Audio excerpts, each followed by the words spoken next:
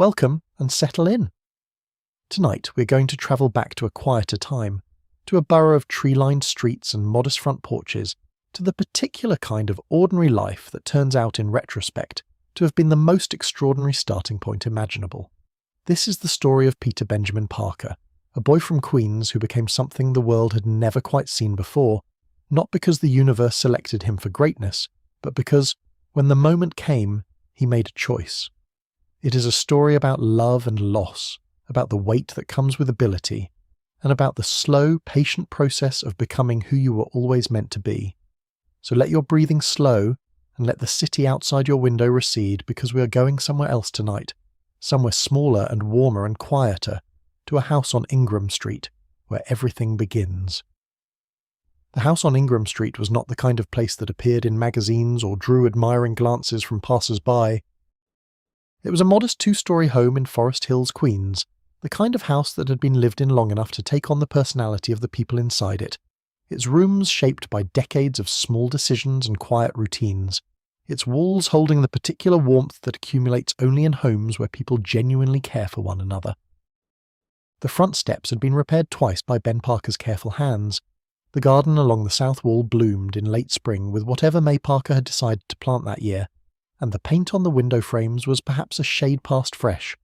though no one who lived there minded because the house did not need to impress anyone. It simply needed to be home, and at that it succeeded completely.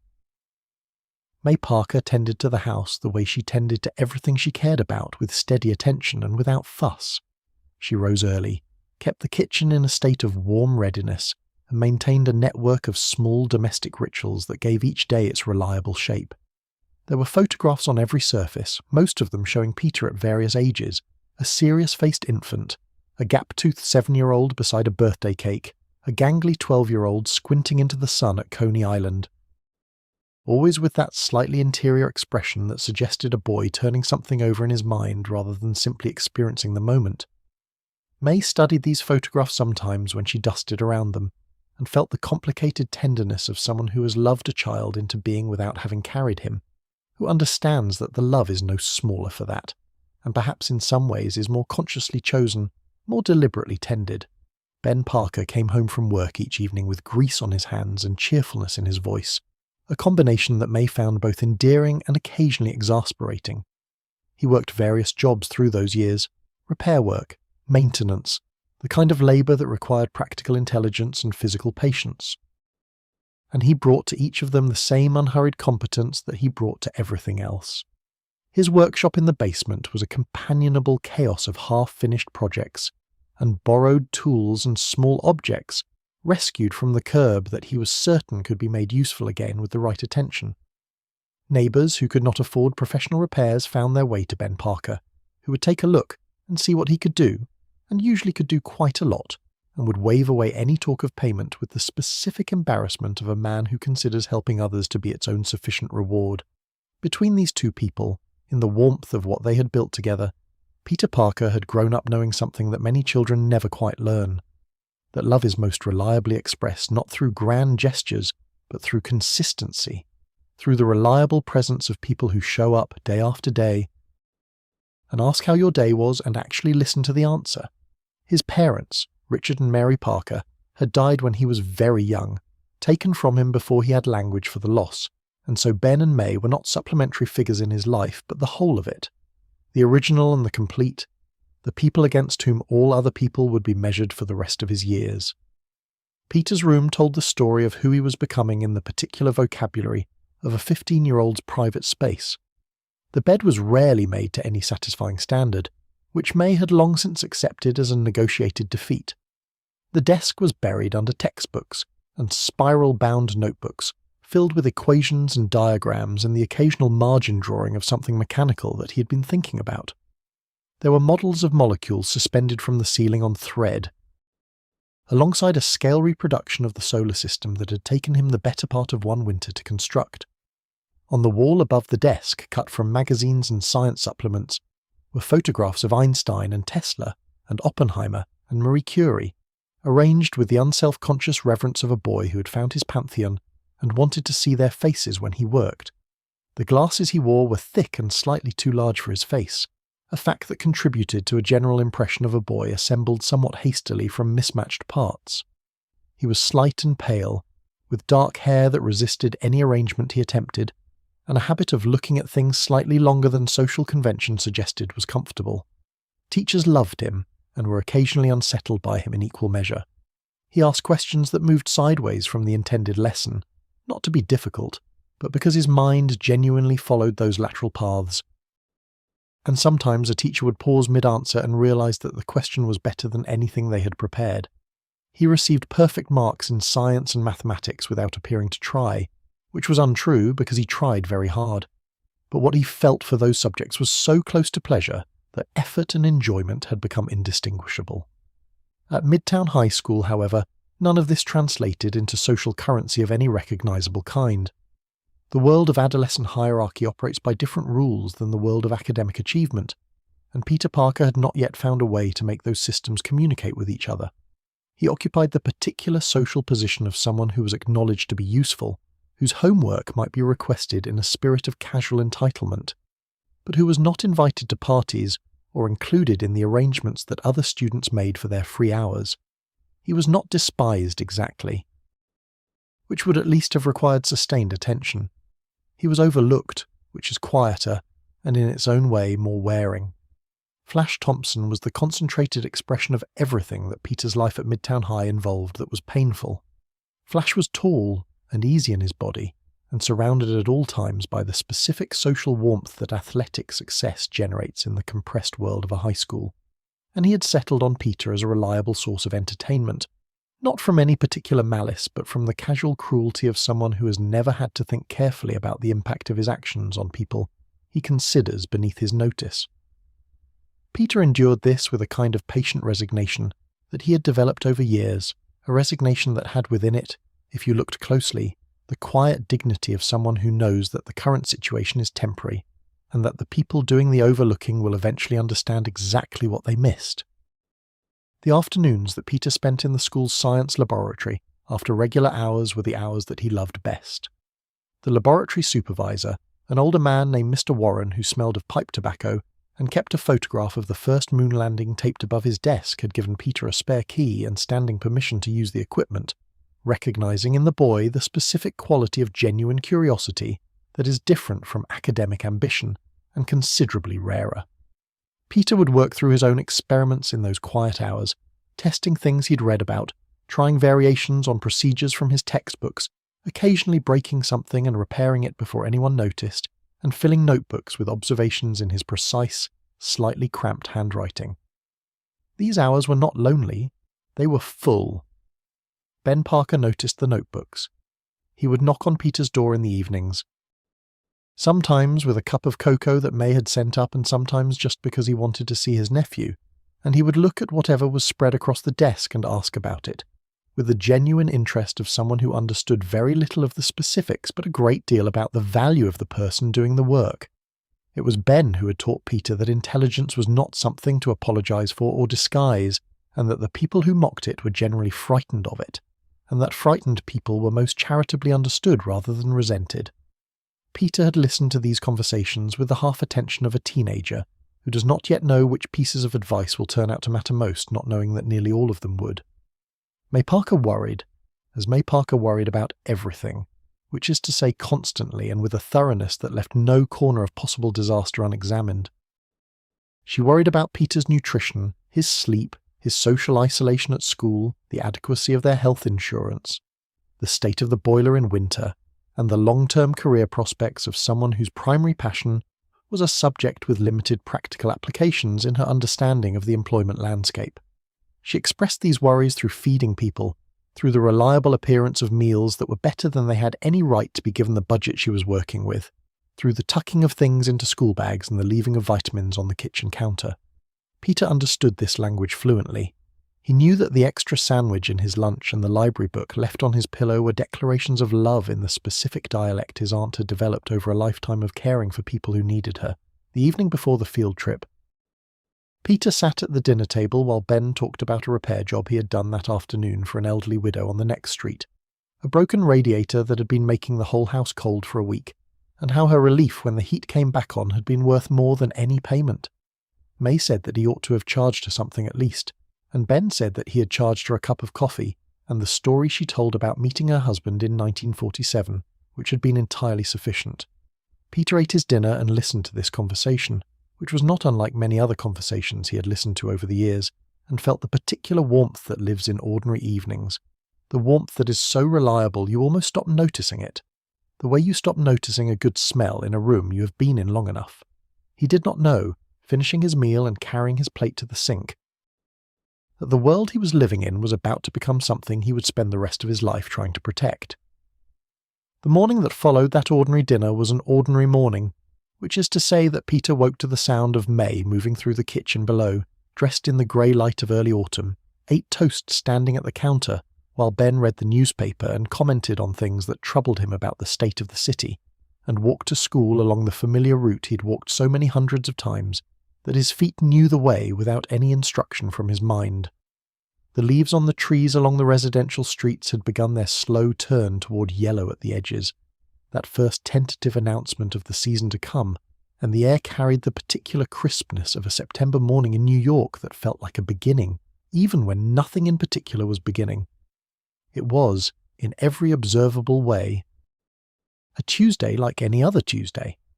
The fact that it would turn out to be one of the last truly ordinary days of his life was information the universe was not yet prepared to share. Midtown High School presented itself each morning as a particular kind of social theatre, one that Peter had been observing for 3 years with the detached attention of someone who is watching a production in which he's been assigned a minor and not very comfortable role. The building itself was solid and institutional, its corridors wide enough to generate a specific kind of echo during the between-period rush, its walls lined with the accumulated evidence of decades of school spirit in the form of trophy cases and team photographs and motivational posters whose messages had been read so many times by so many passing students that they had long since ceased to communicate anything at all. Peter moved through these corridors in the particular way he had developed over time, efficiently and close to the wall, which minimized the probability of certain kinds of encounters and maximized his ability to reach his classroom before the situation required any social navigation he was not prepared for. Flash Thompson held court, as he held court every morning, at the intersection of 2 main corridors where the traffic was heaviest and the audience most reliable. He was broad-shouldered and easy in the way of someone who has never had reason to make himself smaller, who has always found that the world arranged itself around his comfort rather than requiring him to arrange himself around the world's. He was not, it must be said, without qualities.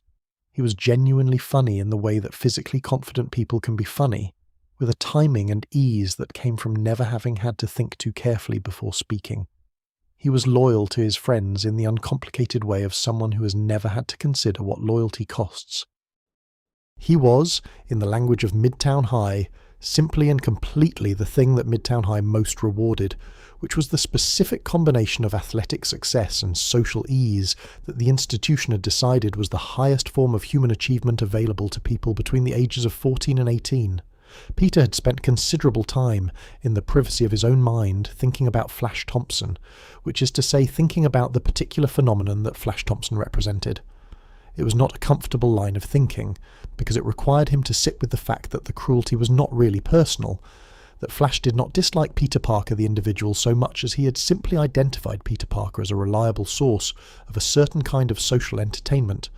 the kind that comes from demonstrating the distance between oneself and someone who cannot effectively respond. Peter had read enough psychology and enough history to understand this dynamic in theoretical terms. The understanding did not make it significantly less unpleasant to experience, but it did give him a frame for it that kept the worst of the sting at a slight remove, a glass wall between himself and the situation through which he could observe without being entirely consumed. The particular irony that Peter had also spent considerable time contemplating was the fact that Flash Thompson was Spider-Man's most devoted public champion, a circumstance that had not yet come to pass but which the universe was already arranging with its characteristic sense of humour. Flash collected whatever newspaper coverage existed of the city's various heroes with the enthusiasm of a genuine believer, and the passion he brought to defending the reputations of people who wore masks and did impossible things was considerably greater than the compassion he brought to the people standing directly in front of him. Peter filed this observation away in the same mental drawer where he kept other things he noticed about human nature that were too complicated to do anything useful with. The science classes were where Peter lived most fully and most comfortably, and it was in these rooms that the gap between his internal life and his external presentation narrowed to something almost invisible: Mr. Warren's classroom smelled of rubber tubing, and the particular chemical undertone of a room where solutions were regularly prepared and occasionally mishandled by enthusiastic students, and Peter breathed this smell in with something approaching contentment every time he crossed the threshold. Here the rules were different. Here what mattered was accuracy and curiosity, and the willingness to follow an idea wherever it led, and these were things Peter had in abundance. The social hierarchy of the corridors did not apply in the same way within these walls, or applied with considerably less force, and Peter had long since decided that this was simply the way of things, that the world was divided into territories where his particular qualities were valued and territories where they were not, and that wisdom lay in knowing which was which. His notebooks from this period, had anyone thought to examine them, would have revealed a mind in the specific condition of someone who has found their subject and cannot stop thinking about it. Margins were dense with supplementary thoughts, with questions that had occurred to him during class and been recorded before they escaped, with small diagrams illustrating principles he was working through. He had a habit which his teachers found both charming and occasionally disruptive, of completing problems by methods that were technically correct, but that deviated significantly from the approach that had been taught, having arrived at the same answer by a route that was, in his estimation, more elegant or more interesting than the prescribed one. This habit would later prove to be central to his development of the web fluid formula and the mechanical shooters that would define his career. But in the classrooms of Midtown High, it was simply one more data point in the ongoing story of a boy who could not quite fit himself to the available shapes. His friendship with Liz Allen, such as it was, existed primarily within the science classroom and the library, in the margins of academic life where social categories were most porous. Liz was one of the popular students, part of Flash's extended social constellation, and her willingness to sit beside Peter during lab work and to engage with him in something approaching genuine conversation was a small but meaningful exception to the general pattern of his invisibility. She was not unkind, which distinguished her from some of her social companions, and she had a genuine if unsystematic curiosity about science that made her a functional laboratory partner when the assignment required one. Peter was careful not to mistake this functional warmth for something more significant than it was, having learned this lesson once already, but he found her company pleasant and was always quietly grateful for it. The afternoons in the empty science laboratory remained the best hours of his week. There was a particular quality of light in that room in the late afternoon, slanted through the high windows and golden in the way of autumn light, that seemed to Peter to be the colour of thinking, the colour of the specific mental state in which a problem sits just at the edge of solvable, and you can feel the solution approaching like a change in pressure before rain. He was working during these hours on a formula he had read about in a chemistry journal. He had found in the school library a cross-linked polymer compound with unusual tensile properties, and he had begun to form ideas about potential applications that the original researchers had not considered. He was not yet sure where these ideas were leading. He filed them in a notebook with a green cover that lived in the bottom drawer of his desk at home, and added to it when new thoughts arrived. Ben Parker had given him that green notebook for his birthday the previous year, an unremarkable gift chosen with the specific understanding that Peter always needed more notebooks. The inscription on the inside cover read, in Ben's large, slightly unsteady handwriting, "For all the things you haven't thought of yet."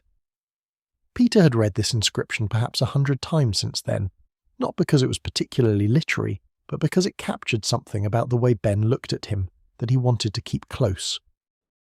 Ben Parker believed in Peter's future with a completeness that required no evidence and admitted no qualification, the kind of belief that is more act of will than assessment of probability.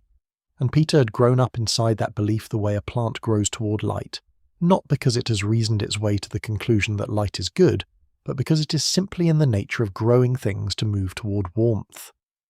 The field trip announcement came on a Wednesday morning in early October, delivered by Mr. Warren with the mild enthusiasm of a man who understood that most of his students would receive it as an opportunity to sit somewhere other than a classroom rather than as the genuine scientific occasion it was. A local university had opened a new laboratory dedicated to the study of radioactive materials and their applications in medicine and industry, and had invited several area schools to send students for a demonstration of their ongoing research. The permission slips were distributed with the usual administrative commentary about appropriate behaviour and the importance of representing Midtown High with dignity, language that Peter had always found faintly comic, given that the student population's relationship with dignity was situational at best. He filled in his permission slip that evening at the kitchen table, while May cooked and the radio played something instrumental in the background, and he felt beneath the ordinary surface of the task a small but genuine excitement. Radioactive research was a subject he had been reading about independently for months, drawn to its intersection of physics and biology, to the questions it raised about transformation at the cellular level, about the mechanisms by which energy could move through living tissue and leave it changed. He had questions he'd been unable to answer from books alone, questions about the specific ways that radioactive isotopes interacted with biological systems, and the prospect of being in a working laboratory where such things were actually being studied felt like the possibility of getting closer to something he had been circling from a distance. He mentioned this to Ben over dinner, explaining what the field trip was for and what he hoped to see, and Ben listened with the full attention he always gave to things Peter cared about, asking questions that were not quite the right questions but that demonstrated genuine engagement, which was what mattered. May expressed cautious concern about the word radioactive, which Peter addressed with patient thoroughness, explaining the difference between controlled laboratory exposure and anything harmful, until she was satisfied, or at least sufficiently reassured to let the subject settle. They finished dinner and washed up, and the evening moved through its familiar shapes, and Peter went to bed thinking about polymer compounds and cellular biology, and the way that energy changes things at the level where change begins. He did not sleep easily that night, which was not unusual for him before anything he was genuinely looking forward to. He lay in the dark and listened to the house settle around him, and thought about questions he wanted to remember to observe if he had the chance, and eventually the thinking softened into something looser and less deliberate, and the autumn dark of his bedroom received him, and the house on Ingram Street was quiet, and the city beyond it was quiet too in the particular way that cities are quiet at that hour, still present and alive but turned down to a murmur, like a conversation in the next room that you can hear without quite making out the words. The morning of the field trip arrived with the particular quality of October mornings that have decided to be generous. The sky a deep and cloudless blue above the rooftops of Forest Hills, the air cool enough to require a jacket but warm enough in the sun that the jacket felt like a choice rather than a necessity. Peter ate breakfast with the slightly distracted energy of someone whose mind has already arrived at the destination, while the body is still working through toast and orange juice, and May noticed this and said nothing about it, understanding that there are kinds of excitement that commentary only interrupts. Ben was already at work by the time Peter left, but he had written a small note and left it under Peter's glass. 3 words in that large, unsteady handwriting. Learn something good. Peter folded the note and put it in his jacket pocket and walked to school with it there. The school bus that carried the science students to the university that morning was loud, in the way that school buses always are. A specific acoustic environment produced by 24 teenagers, released briefly from the structure of the classroom and not yet arrived at the structure of the destination, existing in the ungoverned interval between. Flash Thompson held court at the back, his commentary on everything they passed carrying clearly to the front of the bus whether anyone wanted it to or not. Peter sat near the middle beside a window and watched Queens give way to Manhattan as they crossed the bridge. The skyline assembling itself against the October blue with the reliable grandeur that Peter had never quite stopped finding remarkable, no matter how many times he had seen it. He had his green notebook open on his knee but was not writing in it. He was simply looking. The university's science building presented itself as the kind of structure that announces its seriousness through architecture, all clean lines and large windows and the specific institutional confidence of a place that expects to be taken seriously and generally is. The group was met in the lobby by a graduate student who introduced herself with the efficient warmth of someone who has given this particular tour many times and has worked out exactly how much enthusiasm is sustainable across the whole of it. She led them down corridors that smelled of something sterile and faintly metallic, past laboratories visible through glass panels where people in white coats moved with the absorbed concentration of work that matters, and Peter looked into each of these rooms as he passed with a longing that he recognized as the particular ache of wanting very badly to belong somewhere you have not yet been admitted. The demonstration room was a lecture theatre of moderate size, tiered seating arranged around a central demonstration area, equipped with work tables and instruments that Peter could identify by name and function, and was quietly pleased to be able to identify. The other students arranged themselves with the casual disorder of people for whom the seating is principally a social opportunity, and Peter found a place in the middle rows from which the demonstration area was clearly visible, which was what he had come for. The room had the slightly cooled, carefully filtered air of a space where atmospheric conditions were managed, and the light was even and artificial, and there was a hum beneath everything that might have been ventilation or might have been equipment, and Peter settled into his seat and opened his notebook and waited. Dr. Curtis Connors arrived from a side door with the slightly distracted energy of a man whose mind is organised around problems considerably more complex than the one currently in front of him. He was tall and angular, with the kind of face that becomes more interesting as it ages, and he moved with the specific physical economy of someone accustomed to working in confined laboratory spaces. His right sleeve was pinned at the elbow, the absence of the arm below it something he carried with a matter-of-factness that suggested long familiarity and complete refusal of self-pity. Peter noticed this and filed it away with the same careful attention he gave to everything, not knowing yet how central this particular man would become to the story of his life. Doctor. Connors began speaking about the research his laboratory was conducting, the ways in which controlled exposure to specific radioactive isotopes could be used to observe and influence biological processes, the potential medical applications in tissue regeneration and cancer treatment, the careful protocols that governed all work with radioactive materials, and that made the laboratory safer than most people's kitchens. His delivery was clear and precise, and moved quickly over the introductory material toward the specifics, and Peter found himself writing faster to keep up, filling the green notebook with observations and the questions they generated. Around him, the attentiveness of his classmates varied considerably. Flash Thompson was conducting a whispered conversation with the student beside him. Several others had the glazed expression of people waiting politely for an experience to conclude. The demonstration that followed involved a series of experiments arranged on the work tables below, each illustrating a different principle of radioactive interaction with living material. There were plants growing in controlled conditions of varying exposure, their growth rates measurably different in ways that Dr. Connors explained with graphs on a screen behind him. There were samples of metal alloys whose properties had been altered through specific irradiation processes, and there was, in a glass enclosure on the end of the rightmost table, a spider.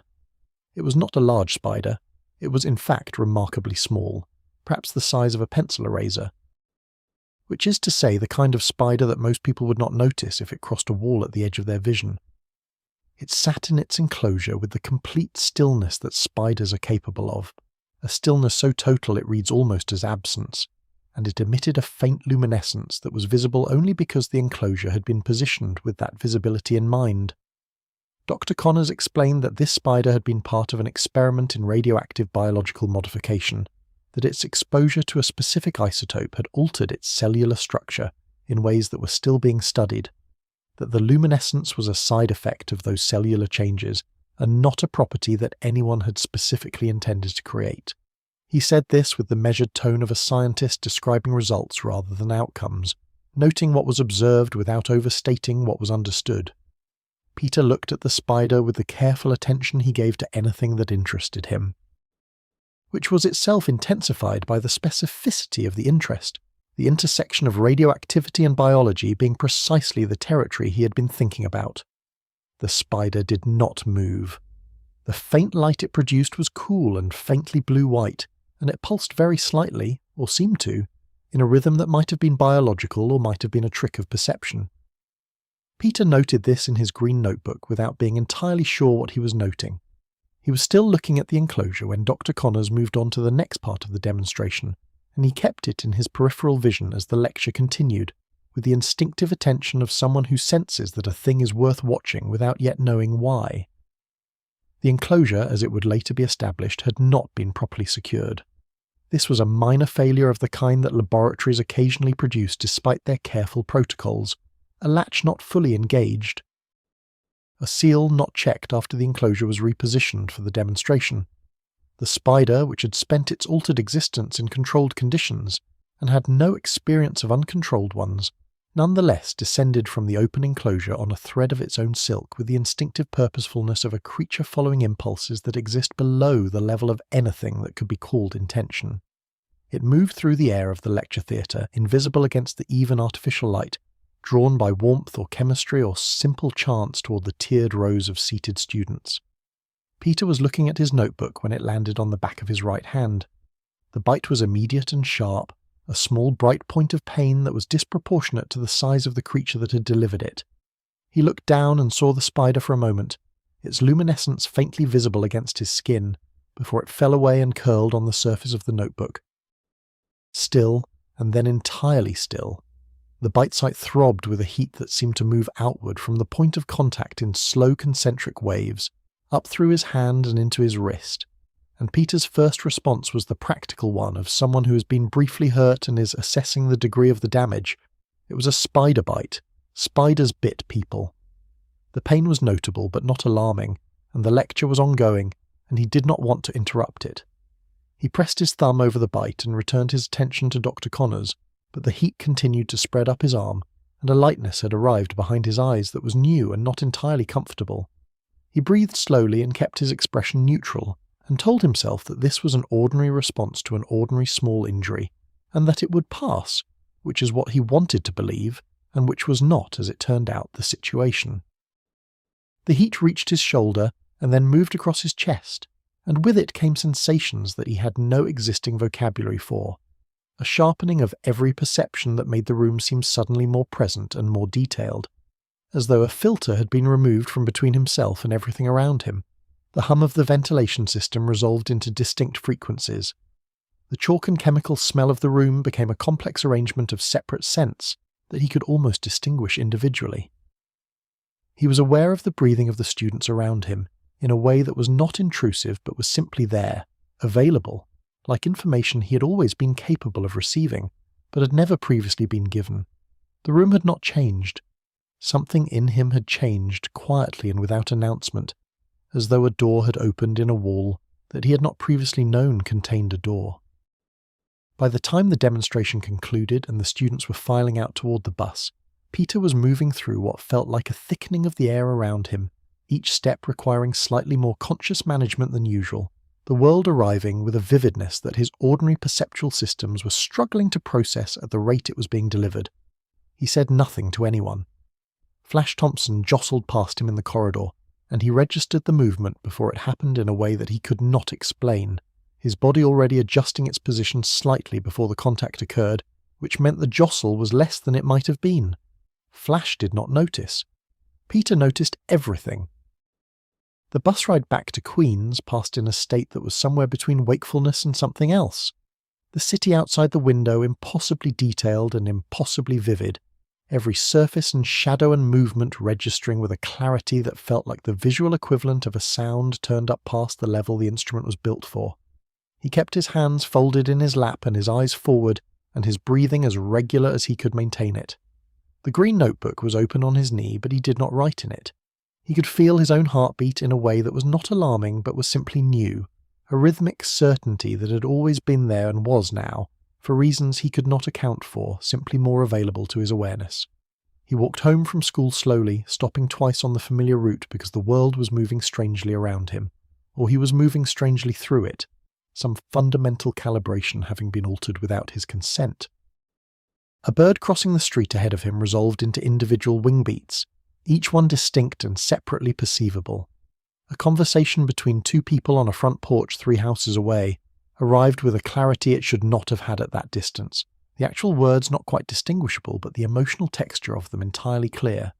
He felt the pavement through the soles of his shoes in a way that was new, each surface variation a piece of information, each step a kind of reading. May took one look at him when he came through the door and placed the back of her hand against his forehead, with the diagnostic efficiency of someone who has been assessing fevers for decades. She said he was burning up and that he was going straight to bed, and Peter, who did not have the resources at that moment to explain what was actually happening, partly because he did not know, let himself be guided upstairs and into his room and horizontal, which was where he needed to be. She brought aspirin and a glass of water and tucked the blanket around him with the specific tenderness of someone for whom caring for a sick child is a form of love expressed physically, and Peter lay in his dim room and felt the heat moving through him in slow rolling waves and tried to understand what was happening to his body. The night that followed was the longest and strangest of his life to that point. His temperature moved between chill and fever in irregular cycles that left him alternately throwing off the blanket and pulling it back. His dreams, when sleep came, were not dreams in any ordinary sense, but something more structural, as though his mind was receiving information and attempting to organize it into images before the filing systems had been properly established. He dreamed of walls and of moving along them in ways that required no effort, of the world seen from angles that human eyes should not have access to, of a sensitivity to everything around him that was so complete it was almost painful, the way that absolute silence can be painful after a long time in noise. He dreamed of strength that was quiet and total, and not frightening but simply present, like the discovery of a room in a house you have lived in for years. Ben checked on him at midnight, his large familiar shape in the doorway, his voice low and warm asking if he needed anything, and Peter said he was all right, which was not quite true and not quite false. Ben stood in the doorway for a moment longer than the question required, with the specific stillness of a man who is looking at someone he loves and wanting to be sure they are all right, and then he said good night and pulled the door mostly closed, and Peter lay in the dark and let the strangeness move through him, and the house breathed around him, and somewhere in the small hours the fever broke, and a different kind of wakefulness arrived, clear and cool and absolute, and Peter Parker lay in his bed in Forest Hills, Queens, and understood without yet being able to say how he understood that he was not, in any way that could be easily explained, the same person he had been that morning. The clear, cool wakefulness that had arrived in the small hours did not fade when morning came. Peter lay in the growing light of his bedroom and felt it settle around him like a new atmosphere, this altered quality of awareness that had no precedent in anything he had previously experienced, and therefore no framework that could adequately contain it. The fever was gone. In its place was something that felt less like recovery than like arrival, as though the long uncomfortable night had been a passage rather than an illness, a transit between one version of himself and whatever this version was going to turn out to be. He lay still for several minutes, simply taking inventory, running his attention through the available data with the methodical patience of a scientist who knows that careful observation is more useful than premature conclusion. The first thing he noticed was the light. His glasses were on the nightstand where he always left them, and he had not yet reached for them, and the room was perfectly clear. Not approximately clear, not clear in the forgiving way of someone who is slightly short-sighted and has learned to interpret blur into meaning, but sharply, completely, unambiguously clear in every detail. The titles on the spines of the books on his shelf across the room were individually legible. The grain of the wooden desk was visible from where he lay. The small crack in the upper left corner of his ceiling, a crack he had been aware of as a vague, pale line for 2 years, resolved now into something with actual topology, a specific and mappable geography of plaster. He looked at it for a long moment, then looked at his glasses on the nightstand, then looked back at the room, and understood that the glasses were no longer necessary, which was a piece of information so strange that his mind set it aside temporarily, in favour of continuing the inventory. He sat up. The movement felt different, not dramatically different in the way of something that announces itself, but subtly and fundamentally different in the way of a mechanism that has been recalibrated so that it operates closer to its actual capacity. He was aware of his own body with a new precision, each muscle and joint and surface reporting to him, with a clarity that normal proprioception does not provide, and the awareness was not uncomfortable, but was very new, and he sat on the edge of his bed in the early morning light and breathed slowly and let it settle. It was reaching for the glass of water on his nightstand that first revealed the extent of what had changed. The glass was still half full from the night before, and he reached for it with the ordinary casual intention of someone reaching for a glass they have reached for 1,000 times, and the movement was so fast that the glass was in his hand before the intention to reach for it had fully completed itself in his mind,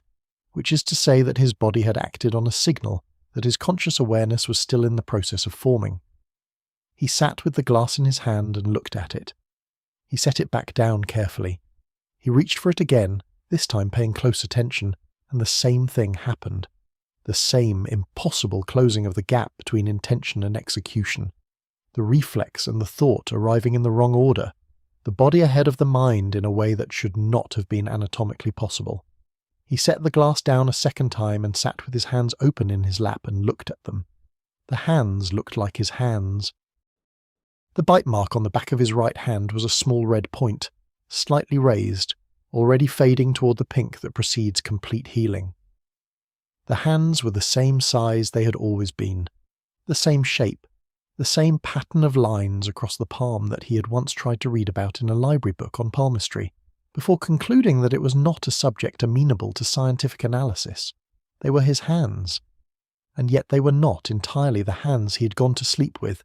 because when he pressed his right palm flat against the wooden surface of his nightstand, with a gentle and experimental pressure, it adhered. He lifted his hand slowly. The nightstand lifted with it. He set the nightstand down. He sat very still. He pressed his hand against the nightstand again, and again it adhered, and again when he lifted his hand the nightstand came with it, and this time he held it there for a moment, a solid piece of furniture suspended from his palm with no mechanism he could explain and no precedent in anything he knew about human biology.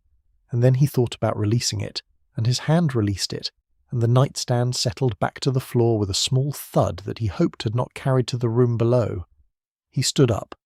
The standing was easy, easier than it had ever been, his body finding vertical with a sureness that felt structural rather than effortful. He crossed to the wall beside his bookshelf and pressed both palms flat against it,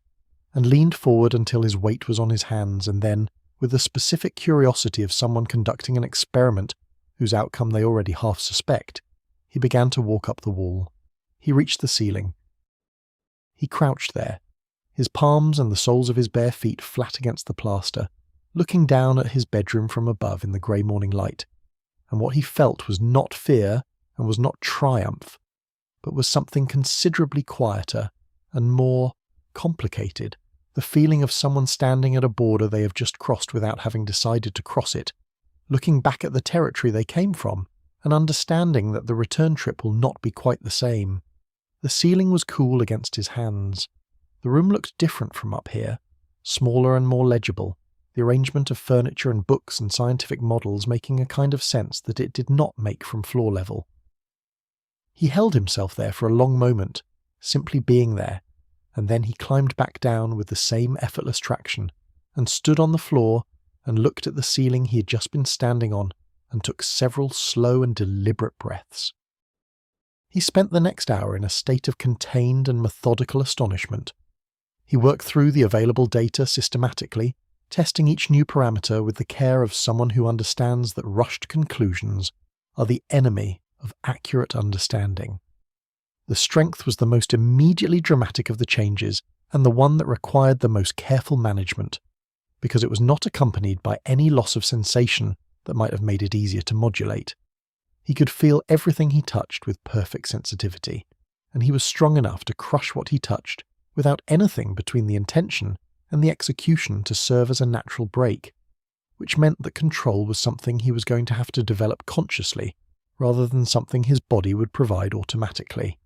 He tested this with objects of increasing density and resistance.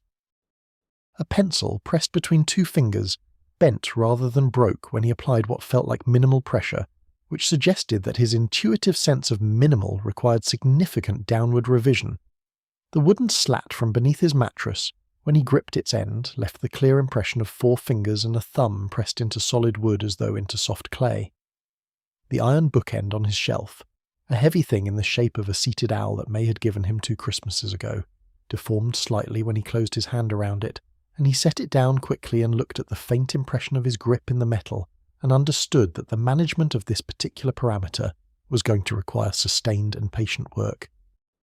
The agility became apparent when he knocked a book from the shelf, reaching past it, and caught it, and the catching happened not in the clumsy lunge of someone surprised by a falling object,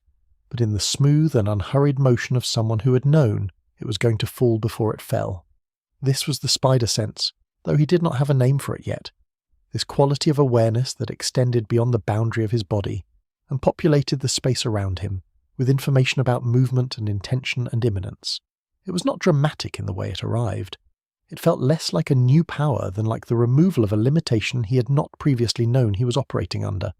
The way that correcting a vitamin deficiency can make someone realize they had been tired for months without knowing the tiredness was not simply the normal condition of being alive. He tested it by moving through the room with his eyes closed, slowly at first and then more quickly, and found that the information available to him in that state was sufficient to navigate the space without collision,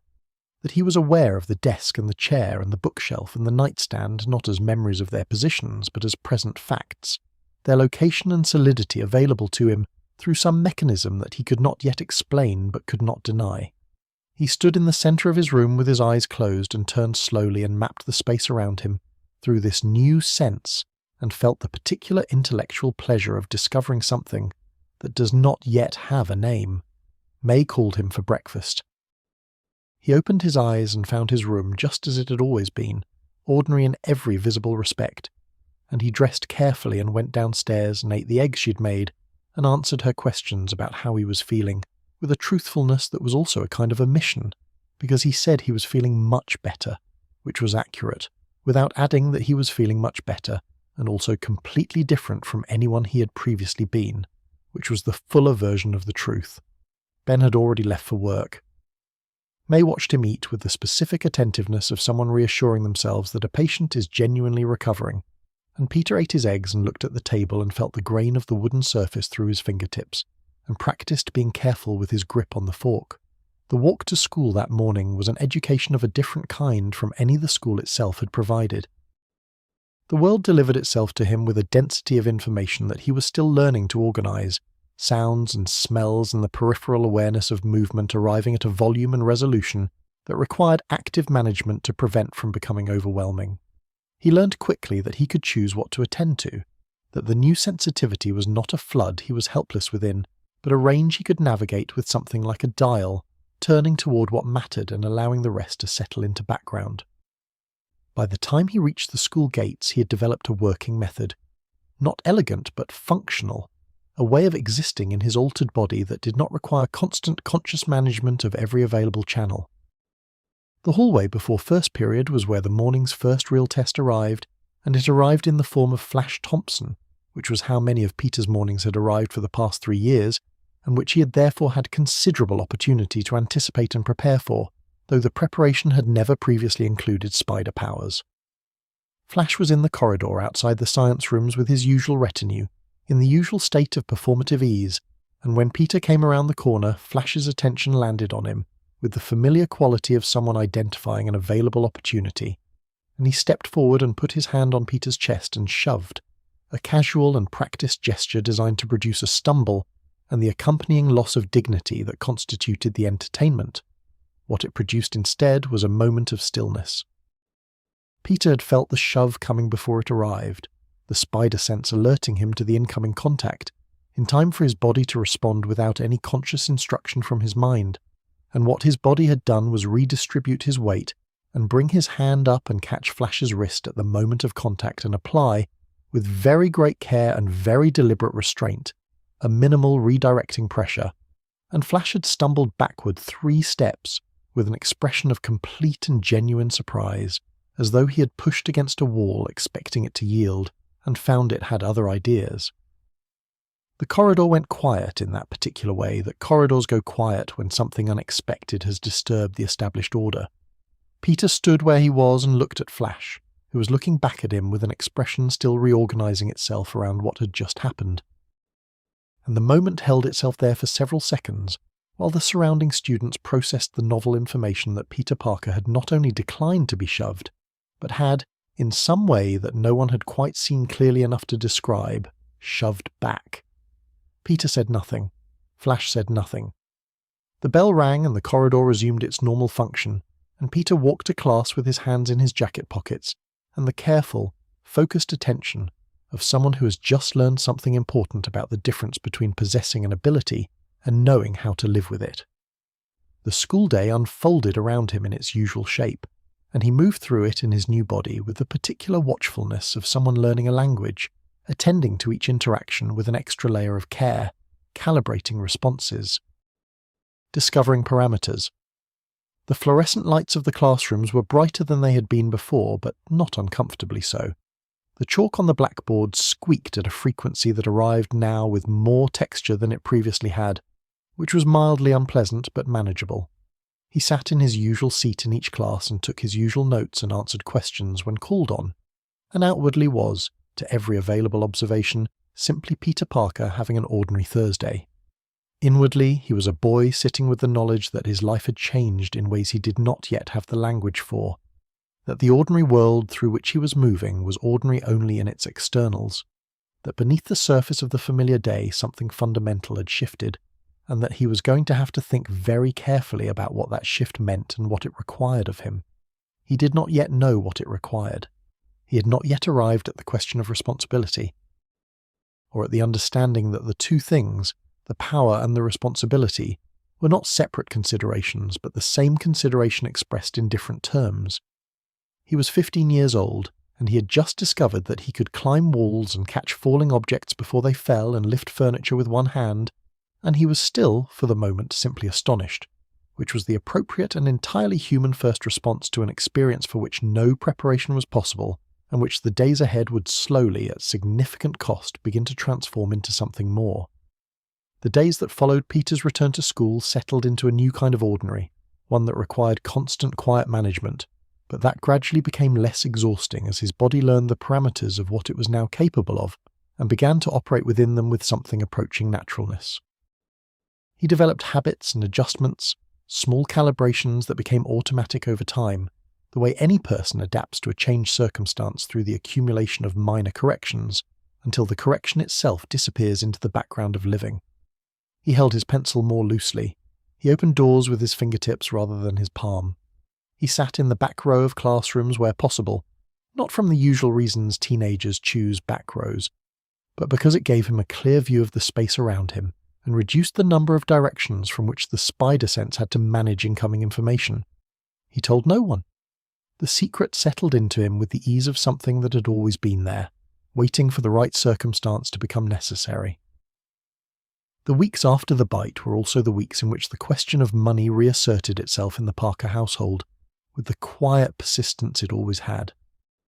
May had mentioned twice that the boiler needed attention before winter, and Ben had nodded both times with the specific nod of a man who is aware of a problem, and aware also of the gap between the problem and the available resources for addressing it. Peter understood the household's financial situation with the unsentimental clarity of a teenager who pays attention, who has overheard enough conversations from the top of the stairs to know that comfortable and comfortable enough are not the same thing, and who has felt, without it ever being stated directly, the particular weight that his presence in the house added to a budget that was always more carefully managed than it appeared. He had been thinking, in the scattered and not yet directed way of someone in whom an idea is forming before it has a shape, about how his new abilities might be converted into something practical. It was a notice tacked to a bulletin board outside the gymnasium that gave the thought its shape. Peter passed this board every day on his way to the science corridor, and he had learned to read it with the efficient peripheral attention of someone who has long since established that most of its contents are not relevant to his life. But on a Wednesday afternoon in late October he stopped and read the notice fully, and stood there for a moment with his hands in his pockets thinking about it. The notice advertised an open wrestling event at a local arena, the kind of semi-professional entertainment that occupied a particular and slightly disreputable tier of the city's sporting landscape, and it offered $100 to any challenger who could remain in the ring with a professional wrestler named Joseph Hogan for 3 minutes. $100 was, Peter calculated quickly, more than enough for the microscope he had been wanting for 8 months, and potentially enough left over to contribute something to the boiler situation without it needing to be acknowledged or explained. He thought about it for the rest of the afternoon and through dinner, during which he was quieter than usual in a way that May noticed and attributed to tiredness, and Ben attributed to something on his mind, both of which were accurate in different ways. He thought about it lying in bed that night, approaching it from the angles that his scientific mind habitually found for problems, assessing variables and likely outcomes with the methodical patience that served him in the laboratory and was serving him now in this considerably less academic context. He was not particularly worried about being hurt. The spider sense and his enhanced reflexes would, he was fairly certain, make serious injury unlikely. He was somewhat more concerned about the problem of visibility, about the risk of being recognized and having to explain to May and Ben why their 15-year-old nephew had been seen throwing a professional wrestler around a local arena on a Wednesday night. This concern resolved itself, after sufficient thought, into the obvious solution. He would not be recognizable. The costume he assembled over the following 2 evenings was a functional rather than aesthetic achievement, the work of someone solving a practical problem with available materials rather than expressing a vision. He had a red long-sleeved shirt that he traced a web pattern across in black marker, working carefully with a ruler to keep the lines as even as the medium allowed. He had blue trousers that were close enough in colour to what he had in mind. He made a mask from the same red material as the shirt, crude but effective at the core purpose of covering his face, with white lenses cut from the plastic of a pair of old swimming goggles that happened to be the right size and gave him a slightly insectoid appearance that he decided, after examining himself in the bathroom mirror with the lights off so as not to be seen from outside, was probably appropriate given the circumstances. He packed this outfit into a bag and hid the bag under the loose board beneath his desk that he had been using as storage for private things since he was 11 years old, and he felt, looking at it there, the specific mixture of excitement and ridiculousness that attends any genuinely novel human undertaking. The arena was in a part of the borough that Peter knew by geography rather than by familiarity, the kind of neighbourhood that the city produces in the spaces between its more defined districts, neither residential nor industrial but something in between, its streets wide and underlit and populated at this hour by the specific demographic that attends semi-professional wrestling events on Wednesday nights. The building itself was not large but was emphatic, its entrance flanked by hand-painted signs advertising the evening's card in lettering that prioritised size over precision. Peter arrived early enough to register as a challenger, giving his name as Spider-Man with the slight self-consciousness of someone aware that this is not a conventional choice but committed to it regardless, and was directed to a changing area at the back of the building that smelled of liniment and old sweat and the particular human density of a space that has absorbed decades of physical effort. The other challengers waiting in this area were, without exception, larger than Peter. They were men of varying ages who shared a quality of physical confidence that expressed itself in the way they occupied space, expansively and without apparent concern for the spatial needs of anyone around them. They looked at Peter with expressions ranging from mild curiosity to unconcealed amusement, and one of them, a man with forearms like structural timber, said something to his companion in a low voice that produced laughter,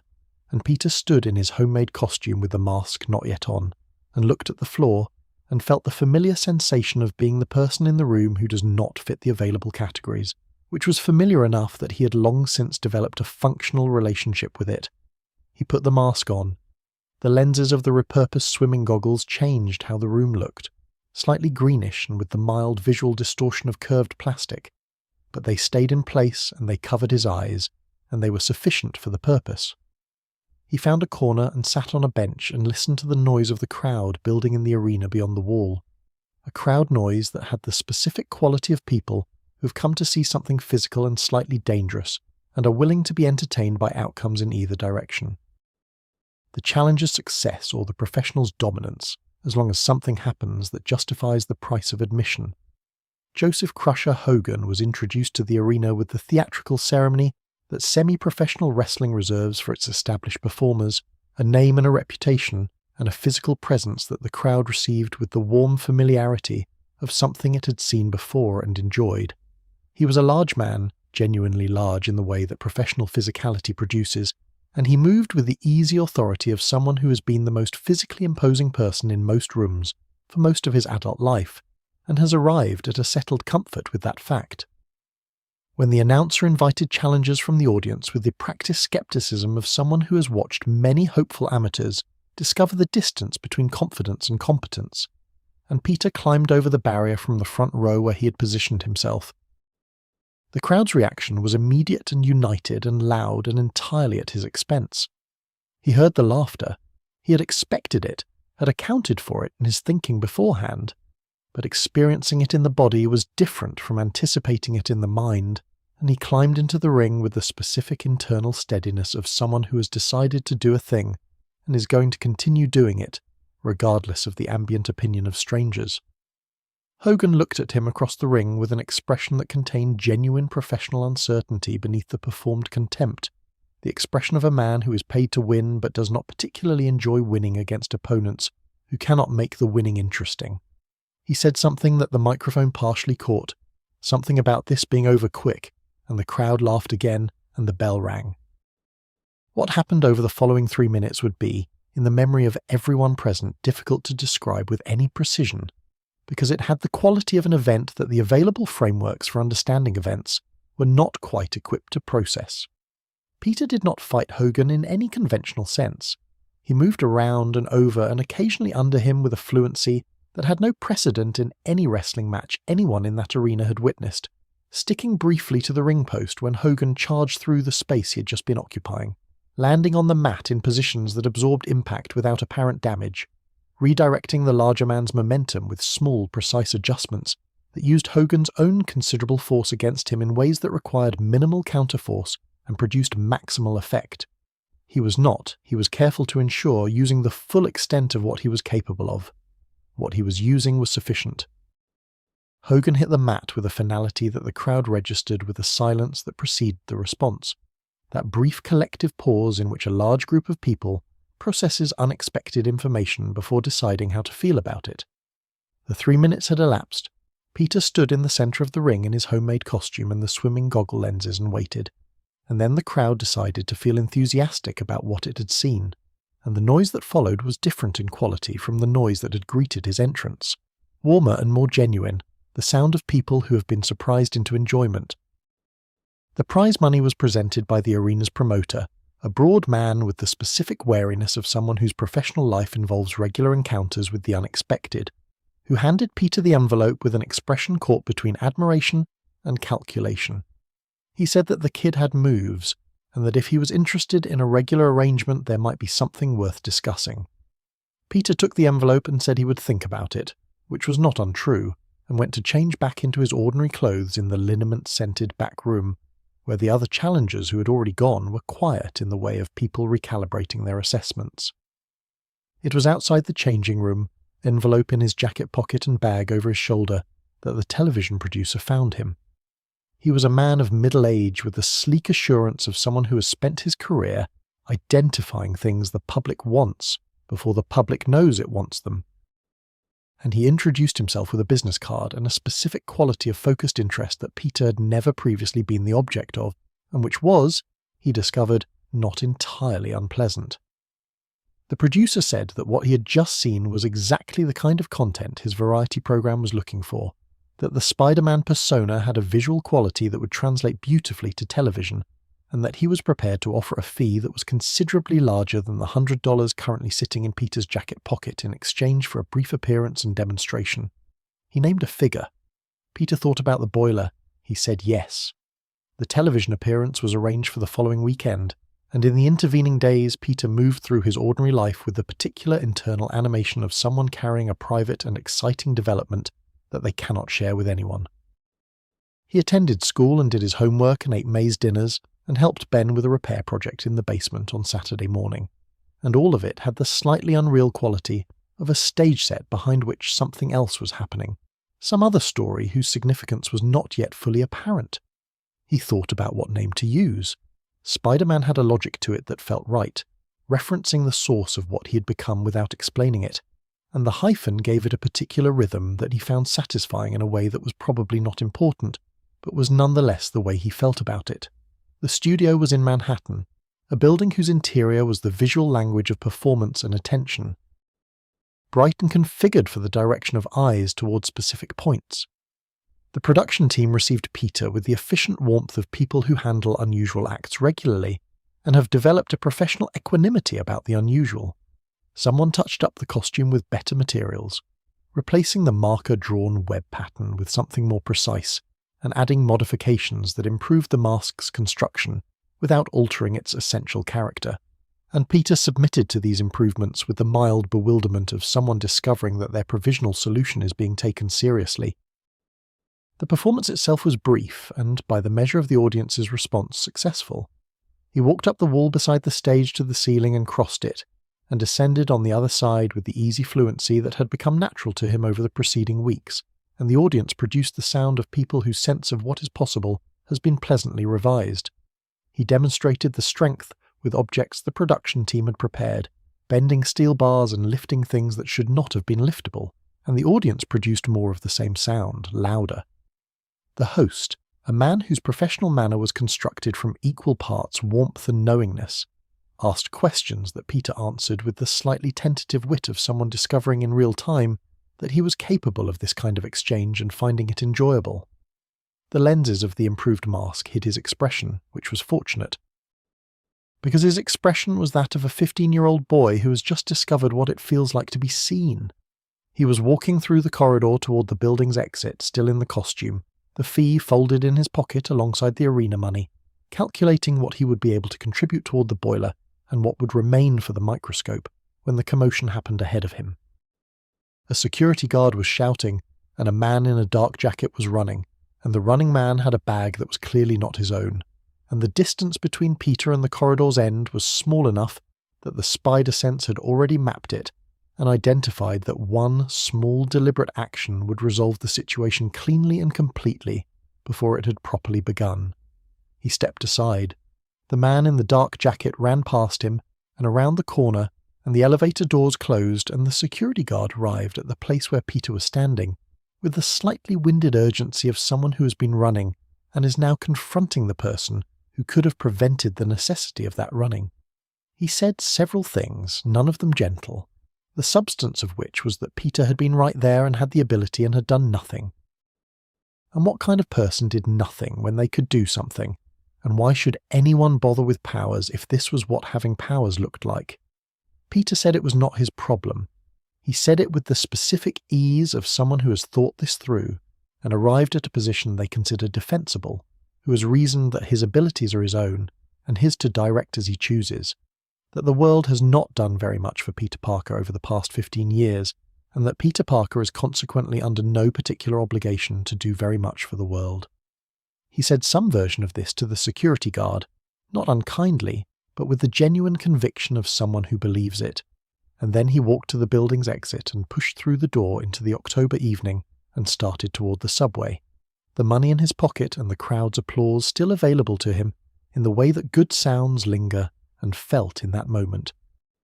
that he had everything he had come for. He did not know, walking through the evening city in his ordinary clothes with his costume in his bag, that the man in the dark jacket would run until he ran into the particular configuration of circumstance that the universe had been assembling for precisely this purpose. He did not know that the decision he had just made, which had seemed to him a reasonable exercise of personal autonomy, was in fact a door closing on the version of Peter Parker who might have remained for a while longer, simply a boy with extraordinary abilities living an ordinary life. He did not know any of this. He knew the weight of the money in his pocket and the particular satisfaction of having been, for one evening, the person in the room that no one expected. And he walked home through Queens in the autumn dark with the uncomplicated pleasure of someone who does not yet know what they have just done.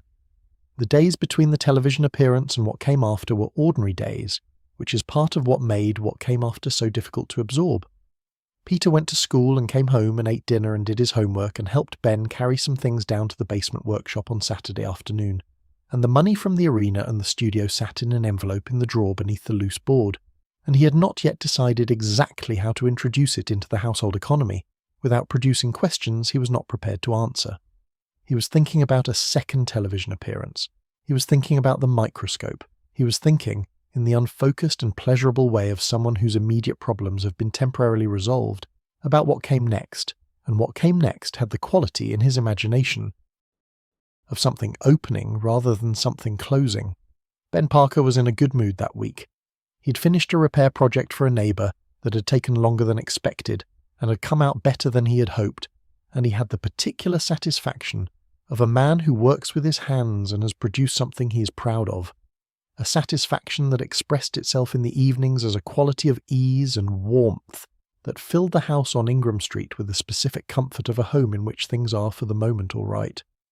He told a long and only marginally coherent joke at dinner on Thursday that made May shake her head, and Peter laughed despite himself, and afterward they sat in the living room and the television was on, but no one was particularly watching it. And it was the kind of evening that does not seem significant while it is happening, and becomes, in retrospect, the kind of evening you would give almost anything to return to. Peter went to bed that night without knowing it was the last ordinary night. This is the way of such things, the universe declining to announce its intentions in advance, which is perhaps a mercy and perhaps simply the nature of time, which moves in one direction and does not issue previews.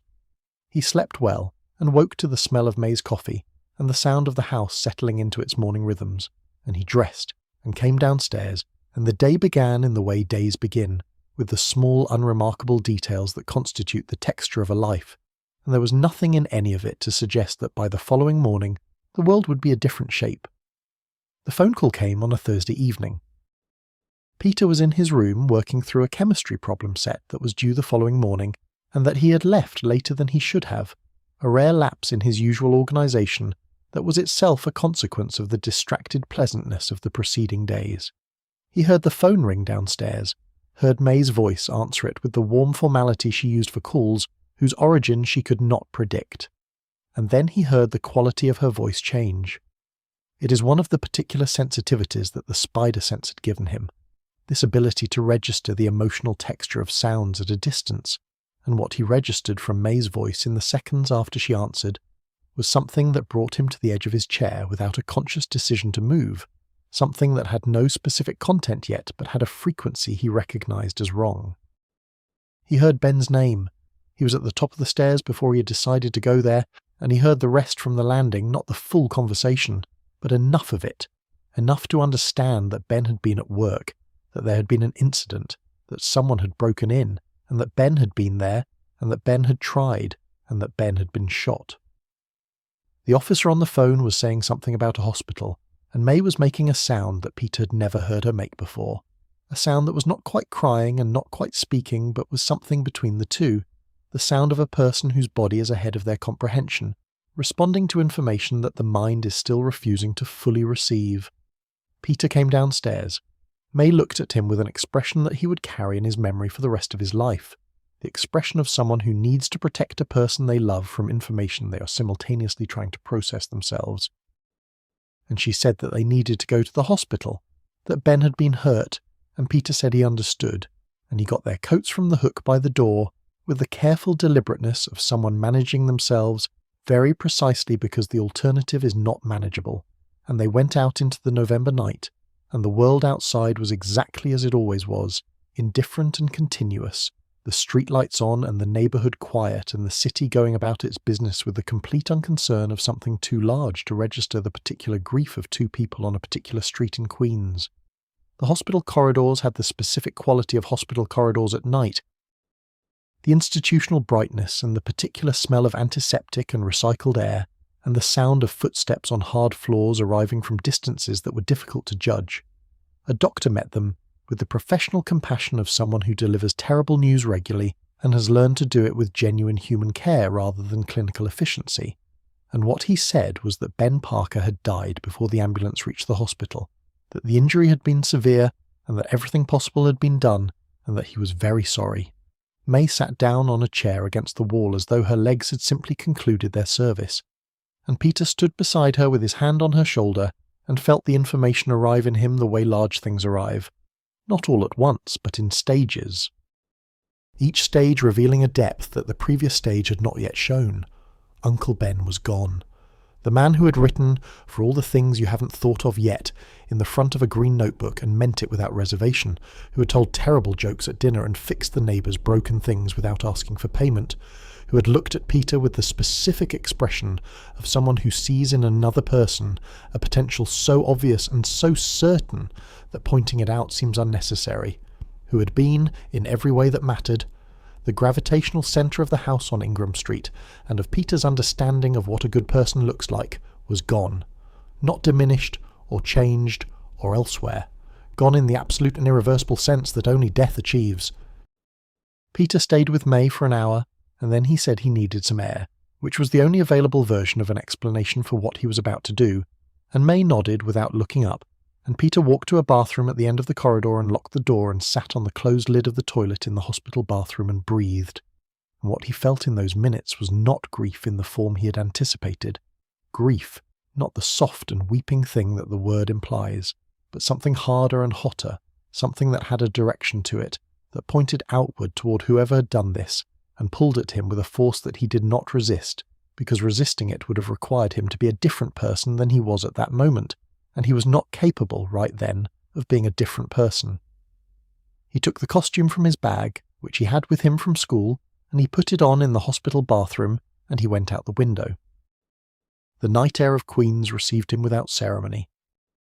He moved through it with the particular efficiency of someone who has decided on a course of action, and is executing it without the interference of second thoughts, crossing rooftops and dropping between buildings and using the spider sense as a compass, following the direction of the police activity that he could detect through the specific frequency of urgency in the city's noise, and he found the location where it happened with a speed that the spider sense made possible, but that felt in the moment driven by something older and more direct than any enhanced ability. The warehouse where Ben had been working was cordoned off with police tape and lit by the portable lights that crime scenes generate, and Peter moved around the perimeter of this activity with the ease of someone who can go where lines on the ground say people should not. And he found the point at which the perpetrator had entered, and he followed the trail. Not as a detective follows evidence, but as the spider sense follows intention. The faint, warm trace of a human presence moving through space at speed, and he tracked it through the back streets of the neighborhood toward the waterfront, with a focus that had compressed his entire awareness to a single point. The building where the killer was hiding was an old storage facility whose windows had been dark for years, and whose doors had the specific looseness of things that have not been properly maintained, and Peter entered it from above, through a skylight that yielded to his touch without resistance, and dropped into the darkness inside with the soundlessness that his new body made possible. The spider sense mapped the interior for him in the dark, the positions of old machinery and stacked pallets, and the one human presence in the far corner. And he moved toward it with the focused patience of someone who knows exactly where they are going and is in no particular hurry to arrive because they understand that the arrival is certain. The killer was counting money in the thin beam of a torch he had propped against a crate, a thin man in a dark jacket who had the specific quality of someone living in the immediate present, attending only to what was directly in front of him, unaware that the space above and behind him had become inhabited. Peter dropped to the floor 10 feet away, and the spider sense informed him that the man was startled and reaching for something, and he crossed the distance and webbed both the man's hands to the crate before the reaching had completed itself. And then he stood back and looked at the man in the torchlight, and the man looked back at him with the expression of someone trying to assess a situation whose parameters he does not have the context to understand. And then the torch shifted and the light fell on the man's face and Peter saw him. He had expected this moment to feel like a conclusion. He had tracked through the November night with something that felt like purpose, and here was the person who had done the thing, caught and helpless, and it should have felt like an ending of some kind. Instead, what he felt was the floor opening under him,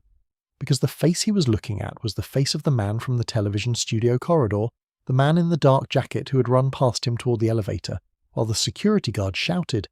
the man Peter had stepped aside for and told himself it was not his problem. The realization was not slow. It arrived complete and entire, every implication present simultaneously, the understanding that the decision he had made in that corridor had been a link in a chain that ended here, in this warehouse, with Ben Parker's absence from the world. If he had stopped the man when he had the ability to stop him, if he had listened to the security guard instead of reasoning his way to a position that served his own comfort, if he had understood, even briefly, that the abilities he had been given were not for his exclusive benefit but for the use of everyone they could protect, Ben would still be alive. Ben would be home. May would not be sitting in a hospital chair with her hands in her lap. The man said something. Peter was not fully hearing it, was processing only the frequency rather than the content. But the frequency was defensive and frightened, and contained, in its defensive texture, a reference to the television studio, to having seen someone there who could have caught him and had not, and this confirmation of what Peter had already understood landed in him like something physical, like a weight placed on top of a structure that was already bearing all it could support. He stood in the warehouse in his homemade costume with the webbed man in front of him, and felt the full scope of what he had done, or failed to do, with a completeness that left no room for qualified interpretation or self-protective revision. There were no available arguments. He had had the power and the opportunity, and he had chosen not to act, and a man was dead because of that choice. And the man was not a stranger whose death could be understood at a remove, but was the person who had taught him everything that mattered about how to be alive in the world. The lesson that Ben had been teaching him in various forms for as long as Peter could remember had arrived, finally, in the form in which it would stay with him forever, not as words spoken across a dinner table or written in the front of a notebook, but as an absence so complete and so permanent that it could not be reasoned around or recovered from, only carried. He left the killer for the police. He webbed a note to the crate beside him with the basic facts of the situation and the bag of stolen money, and he went back out through the skylight and into the November dark, and he sat on the roof of that building for a long time, not moving, not thinking in the directed way of problem-solving, but simply sitting with what was true, the cold air of the city moving around him, and the distant sounds of Queens below him, and the spider sense registering the world with its usual comprehensive attention, and all of it, every sound and sensation and piece of available information, coloured now by the understanding that had arrived in the warehouse and would not leave. He had been given something extraordinary. He understood that now in a way that he had not understood it before, not as an intellectual proposition, but as a moral fact, immediate and demanding. The spider's bite had given him abilities that most human beings did not possess and could not develop, abilities that put him in a specific and unchosen relationship with every situation those abilities could affect, a relationship that had the quality of obligation rather than option.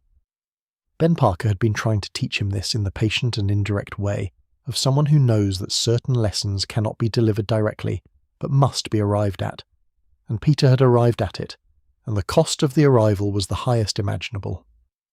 He thought about all the evenings Ben had come to his room with or without an excuse, had sat on the edge of the desk and asked about the notebooks and listened without fully understanding and believed without requiring evidence. He thought about the joke on Thursday evening and May shaking her head at it. He thought about the note in the green notebook, for all the things you haven't thought of yet, and understood that what Ben had not yet had the chance to tell him, what the note had been gesturing toward all along, was this, that the things you have not yet thought of include the consequences of choosing not to act,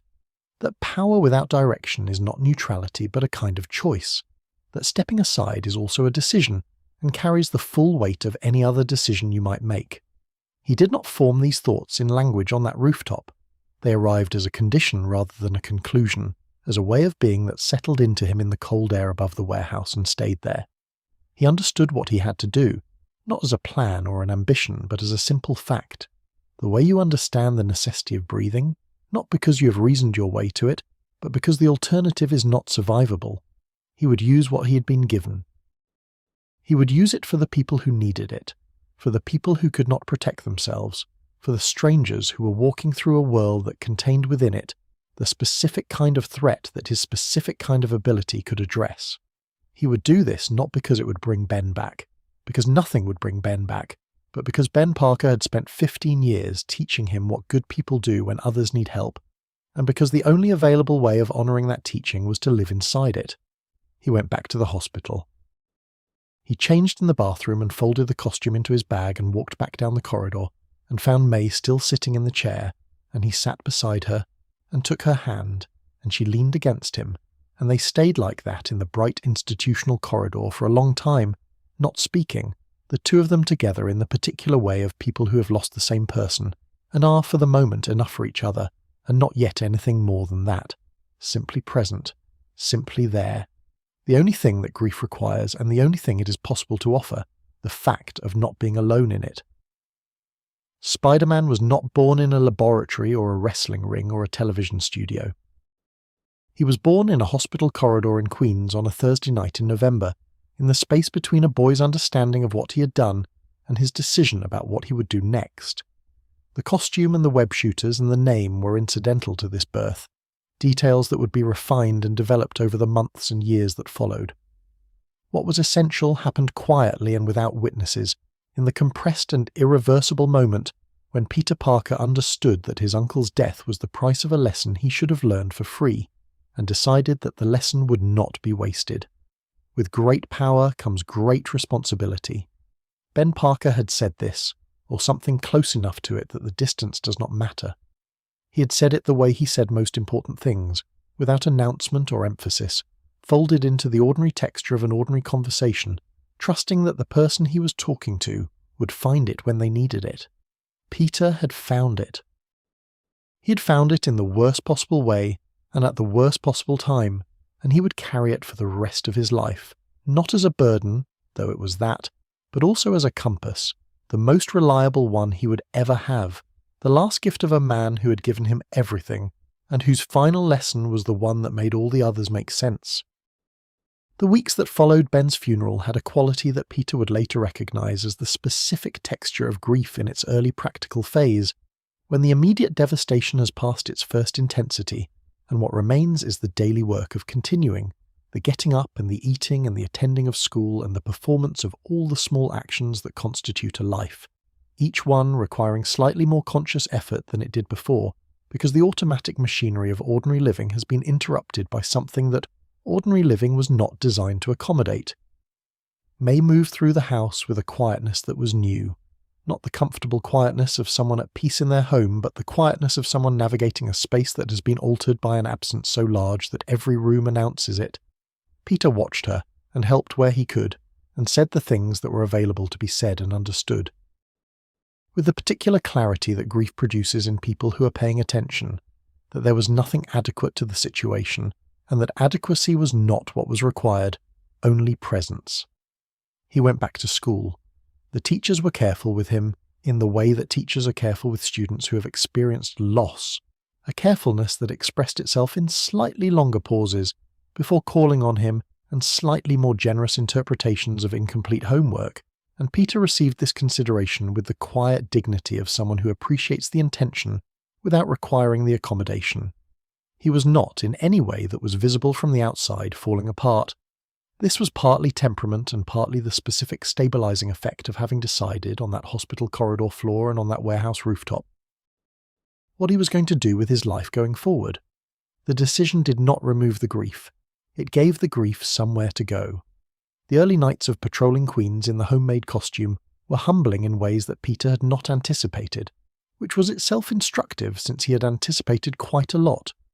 He had imagined, in the broad and undetailed way of someone planning something they have no experience of, that his spider powers would translate fairly directly into effective crime fighting, that enhanced strength and reflexes, and the spider sense would be sufficient equipment for the work. What he discovered in practice was that the work was considerably more complicated than the powers, that the city was large and its criminal activity was distributed across it in patterns he did not yet understand, and that arriving at a situation with the ability to help and the intention to help was not the same as knowing how to help in the specific practical sense that the situation required.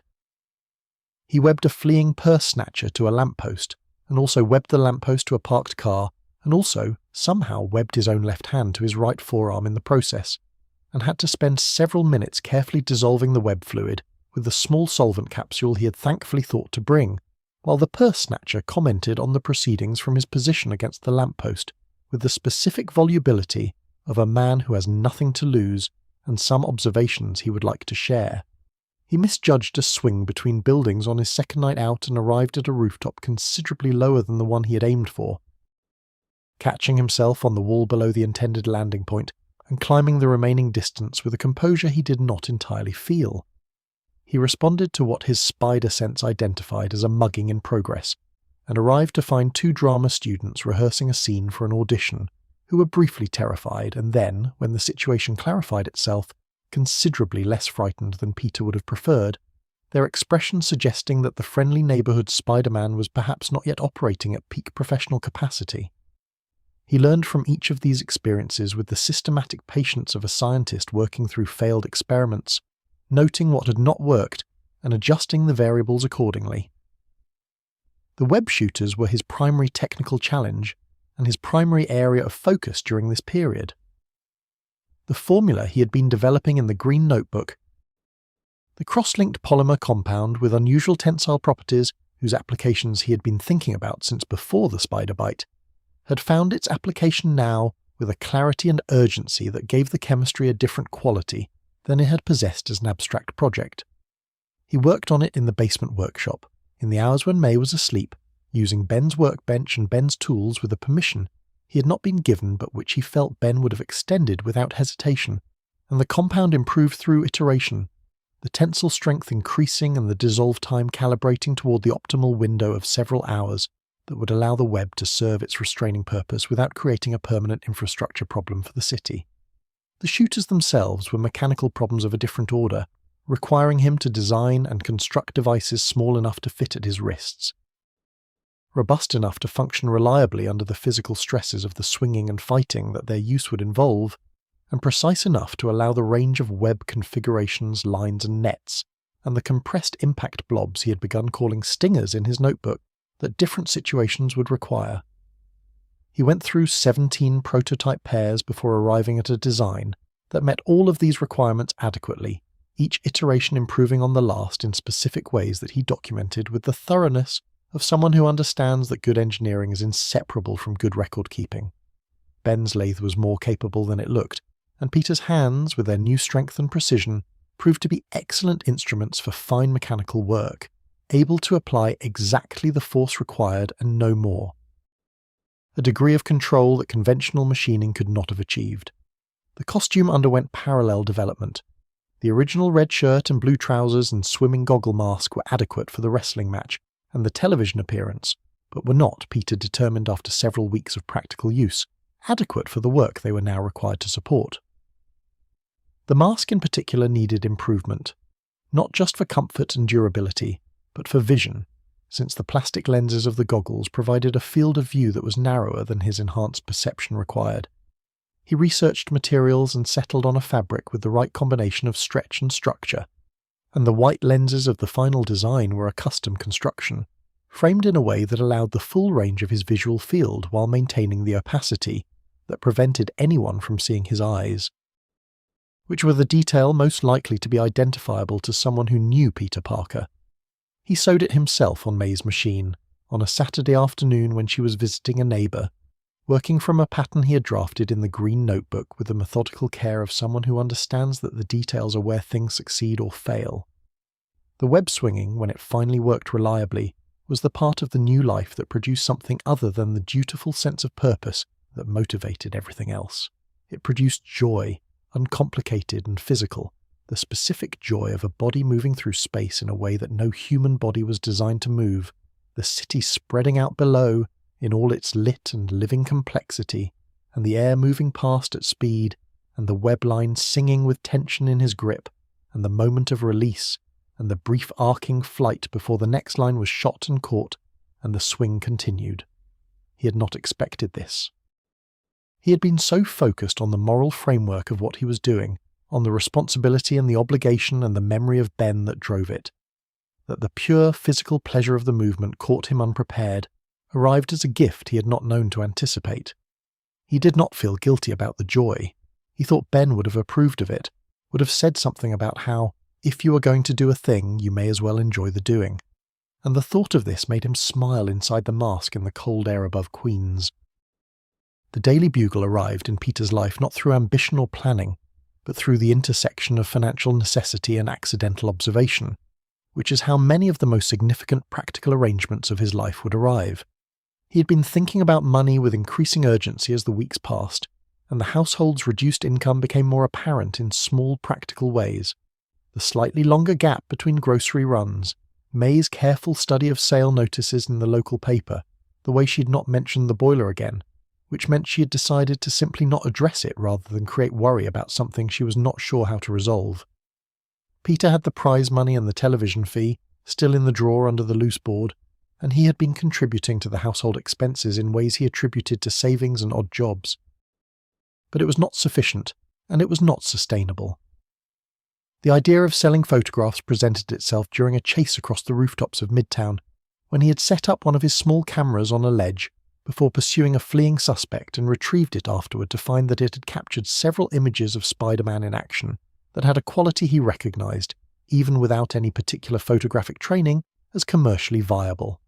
The images had the specific combination of the impossible and the credible that good news photography requires, the wall crawling and the web lines rendered in sharp focus against the familiar backdrop of the city, the figure of the costumed hero doing things that figures in photographs are not supposed to be able to do, and all of it lit and composed by the accident of a camera in the right place at a moment when the right things were happening in front of it. He developed the photographs in the school darkroom after hours, using the access that Mr. Warren's standing permission provided, and looked at the prints in the amber light of the developing trays with the critical attention of someone assessing work rather than his own image, and decided they were good enough to take somewhere. The Daily Bugle was the obvious somewhere, not because it was the best newspaper in the city, a distinction it would have contested energetically and somewhat dishonestly, but because it was the newspaper most likely to be interested in photographs of Spider-Man, having established a position on the subject of the costumed hero that was, at minimum, committed. J. Jonah Jameson occupied his office at the top of the Bugle building with the specific physical authority of a man who has arranged his environment to communicate his importance, and has succeeded completely. He was broad and loud and wore a permanent expression of productive displeasure, as though the world was constantly failing to meet standards that he had personally set and that he considered both reasonable and non-negotiable. He had a flat-top haircut and a moustache and a cigar that moved from one corner of his mouth to the other without ever apparently being lit, and he spoke at a volume and pace that suggested time was something other people wasted while he spent it. He had, by the time Peter first appeared in his outer office with a manila envelope of photographs, already written 14 editorials about Spider-Man, the substance of which was that the masked hero was a menace, a showboat, a criminal by another name, and a bad example to the youth of the city. Positions that Jameson held with the specific conviction of someone who has decided on a conclusion and found the reasoning afterward. The irony of this arrangement, that the man most publicly committed to the destruction of Spider-Man's reputation would become the primary source of income that allowed Peter to continue being Spider-Man, was not lost on Peter. It was, in fact, one of the things about his new life that he found genuinely funny, and the ability to find it funny, to locate the absurdity in the situation and hold it lightly rather than letting it become another source of weight, was something he had developed over these months as a kind of survival skill, a way of maintaining equilibrium in circumstances that did not naturally tend toward it. Jameson looked at the photographs with the expression of a man who is simultaneously recognizing their quality and resenting the recognition. The expression of someone who wants to use something while also wanting to be able to say he has not been influenced by wanting to use it. He said they were adequate. He said the composition on 3 of them was better than adequate, and he would not say more than that. He said the Bugle paid $15 for photographs of this kind, and that if Parker wanted more he was welcome to take his pictures to the Tatler, which Jameson said in the tone of someone naming a place so beneath contempt that the naming itself was a kind of courtesy. Peter said $15 per photograph was acceptable, and the arrangement was established. Betty Brant was the fact of the Bugle that Peter had not anticipated and could not have prepared for. She managed Jonah Jameson's outer office with the composed efficiency of someone who has understood that the most effective way to manage a force of nature is not to resist it, but to redirect it. And she applied this understanding daily with a patience and intelligence that Peter recognized immediately and admired completely. She was a few years older than him, with a directness and warmth that had been earned rather than inherited, and she treated him from their first meeting with a respect that was entirely independent of his age or his social position, the respect of someone who assesses people by how they are rather than by what category they occupy. She asked about the photographs the first time he brought them in, not with the professional interest of someone gathering information, but with the genuine curiosity of someone who finds other people interesting, and Peter answered her questions with an honesty that went to the edge of what he could honestly say and stayed there, telling her about the technical challenges of photographing a fast-moving subject without explaining that he was the subject, and that the technical challenges were therefore somewhat unusual. She laughed at this description and said it sounded like the most complicated freelance arrangement she had ever heard of, which it was, and Peter laughed too, and the conversation had the quality of an exchange between people who are discovering, with some surprise and considerable pleasure, that they have found someone worth talking to. He came to the Bugle every week or two with new photographs, and the visits became something he looked forward to in a way that was distinct from the purposeful satisfaction of the crime fighting and the intellectual satisfaction of the chemistry work. Betty was consistently kind without being soft about it, interested without being intrusive, and she had the specific quality of someone who is fully present in a conversation, who does not give the impression of waiting for their turn to speak, but is actually listening, actually there. And Peter, who had spent most of his social life feeling invisible, found this quality almost disorienting in its rarity and entirely welcome in its reality. He was careful about what he allowed himself to feel, aware of the complications that his double life created for any relationship, and specifically careful about creating situations he could not be honest in.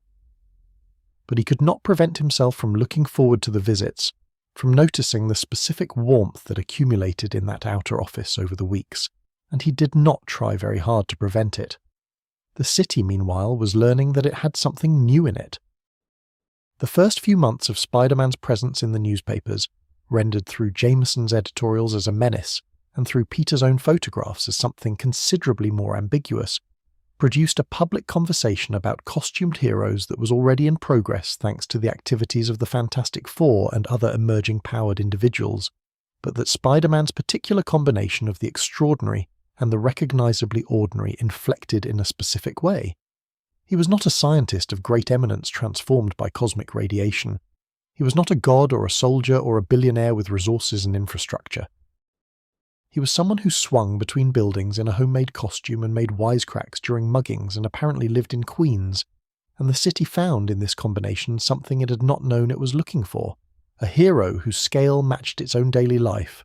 who fought the crimes that ordinary people actually encountered, rather than the cosmic threats that occupied the attention of heroes who operated at a different altitude. Peter understood this dynamic without having sought it, understood that the wisecracks were not just a coping mechanism for his own anxiety, but had a function in the relationship between Spider-Man and the public. That levity in the face of threat communicated something about the nature of the threat that was both accurate and useful, that a hero who could laugh while fighting suggested that the fighting was winnable, that the darkness was not total, that the city's problems were serious but not consuming. He had not designed this. It had emerged from who he was, from the specific combination of intelligence and anxiety, and the particular sense of humour that Ben Parker had appreciated, and May had always slightly worried about. And it turned out to be one of Spider-Man's most important qualities, not the strength or the wall crawling, but the voice. The running commentary that turned each encounter into something less like a disaster and more like a story that was going to have a survivable ending. He was 15 years old, and then 16, and the work continued, and each week brought new failures and new competencies, and the green notebook filled with chemical formulae and engineering diagrams, and occasional brief observations about particular encounters that he wanted to remember for the practical lessons they contained. The boiler was repaired in February, and Peter paid for it with Bugle money in a way that he attributed to an accumulation of odd jobs, and that May accepted with a gratitude she expressed through an improvement in the dinner menu that persisted for several weeks, and that Peter received as the specific communication it was intended to be. The house on Ingram Street settled into its new shape, the shape of two people rather than three, and it was quieter than it had been, and it was not the same, and it was still because it contained people who loved each other and were doing their best for each other. Home. The city that Spider-Man was learning to protect was not a simple place, and the threats it generated were not simple threats. Peter had understood this in the abstract from the beginning, had known that the work would involve more than purse snatchers and fleeing suspects, that the landscape of danger in a city the size of New York contained gradations and complexities that his early patrols had only begun to reveal. What he had not fully understood, and what the months of accumulating experience were teaching him with the patient thoroughness of a curriculum that does not announce its lessons in advance, was that the most significant of those threats would not arrive as random criminal activity but as something more deliberate and more personal, as opponents who had their own intelligence and their own grievances and their own understanding of the world that had led them, through paths as specific and consequential as Peter's own, to the place where they stood across from him in the particular posture of someone who intends to win. The first of them arrived without warning, which is to say, in the way that most significant things arrive, presenting itself as a news story before it became a personal encounter. A series of reports in the Bugle and the other city papers about a brilliant scientist whose laboratory accident had produced consequences that were not yet fully understood. Peter read these reports with the attention he gave to anything that touched the intersection of science and transformed human capability, and he filed the information in the green notebook under a heading that he would later look back on with the rueful recognition of someone who did not yet know how central this particular file would become. Otto Octavius had been, before the accident, the kind of scientist that Peter recognized from the inside, someone for whom intelligence was not merely a capacity but an identity, the thing around which everything else was organized and from which everything else derived its meaning. He had been brilliant in the specific way of someone who has known since childhood that their mind operates at a different resolution than most people's minds, and who has spent a lifetime in the complex negotiation between the gifts of that difference and its social costs. He was not kind, exactly, but he was not cruel either, or had not been before the accident. He was simply someone who had arranged his life entirely around the work, who had colleagues rather than friends and laboratories rather than homes, and who had achieved in his field a reputation that was the closest thing to the recognition he had always understood himself to deserve. The experiment that changed him involved a set of mechanical arms of his own design, 4 articulated limbs attached to a harness worn at the torso, controlled through a neural interface that translated his thoughts into the arm's movements with a precision that represented years of engineering refinement. The arms were instruments for working with radioactive materials at safe distances, and they were, by any measure, a remarkable achievement, an extension of the human body into a domain the body was not designed to occupy, made possible by the specific quality of his intelligence and his willingness to use himself as the test case for ideas that most scientists would have first tried on less personal subjects. The accident that fused the harness to his body and the neural interface to his nervous system permanently was the result of a laboratory explosion whose specific cause remained a matter of some dispute, but whose consequences were entirely clear. Peter's first encounter with Dr. Octopus, as the papers had begun calling him, happened on a Tuesday afternoon when he was swinging through Midtown, and the spider sense spiked with the specific quality of urgency that distinguished it from its usual background awareness, a sharpness that pointed him toward a building 3 blocks away where something was happening that required his attention. What he found when he arrived was a hostage situation of considerable complexity, with Octavius at the center of it, his 4 mechanical arms moving through the space around him, with an autonomous fluency that was both extraordinary to observe and immediately dangerous to approach, clearing paths and redirecting obstacles and managing the environment in ways that no single pair of human hands could have managed. Peter had fought people before, in the months since Ben's death,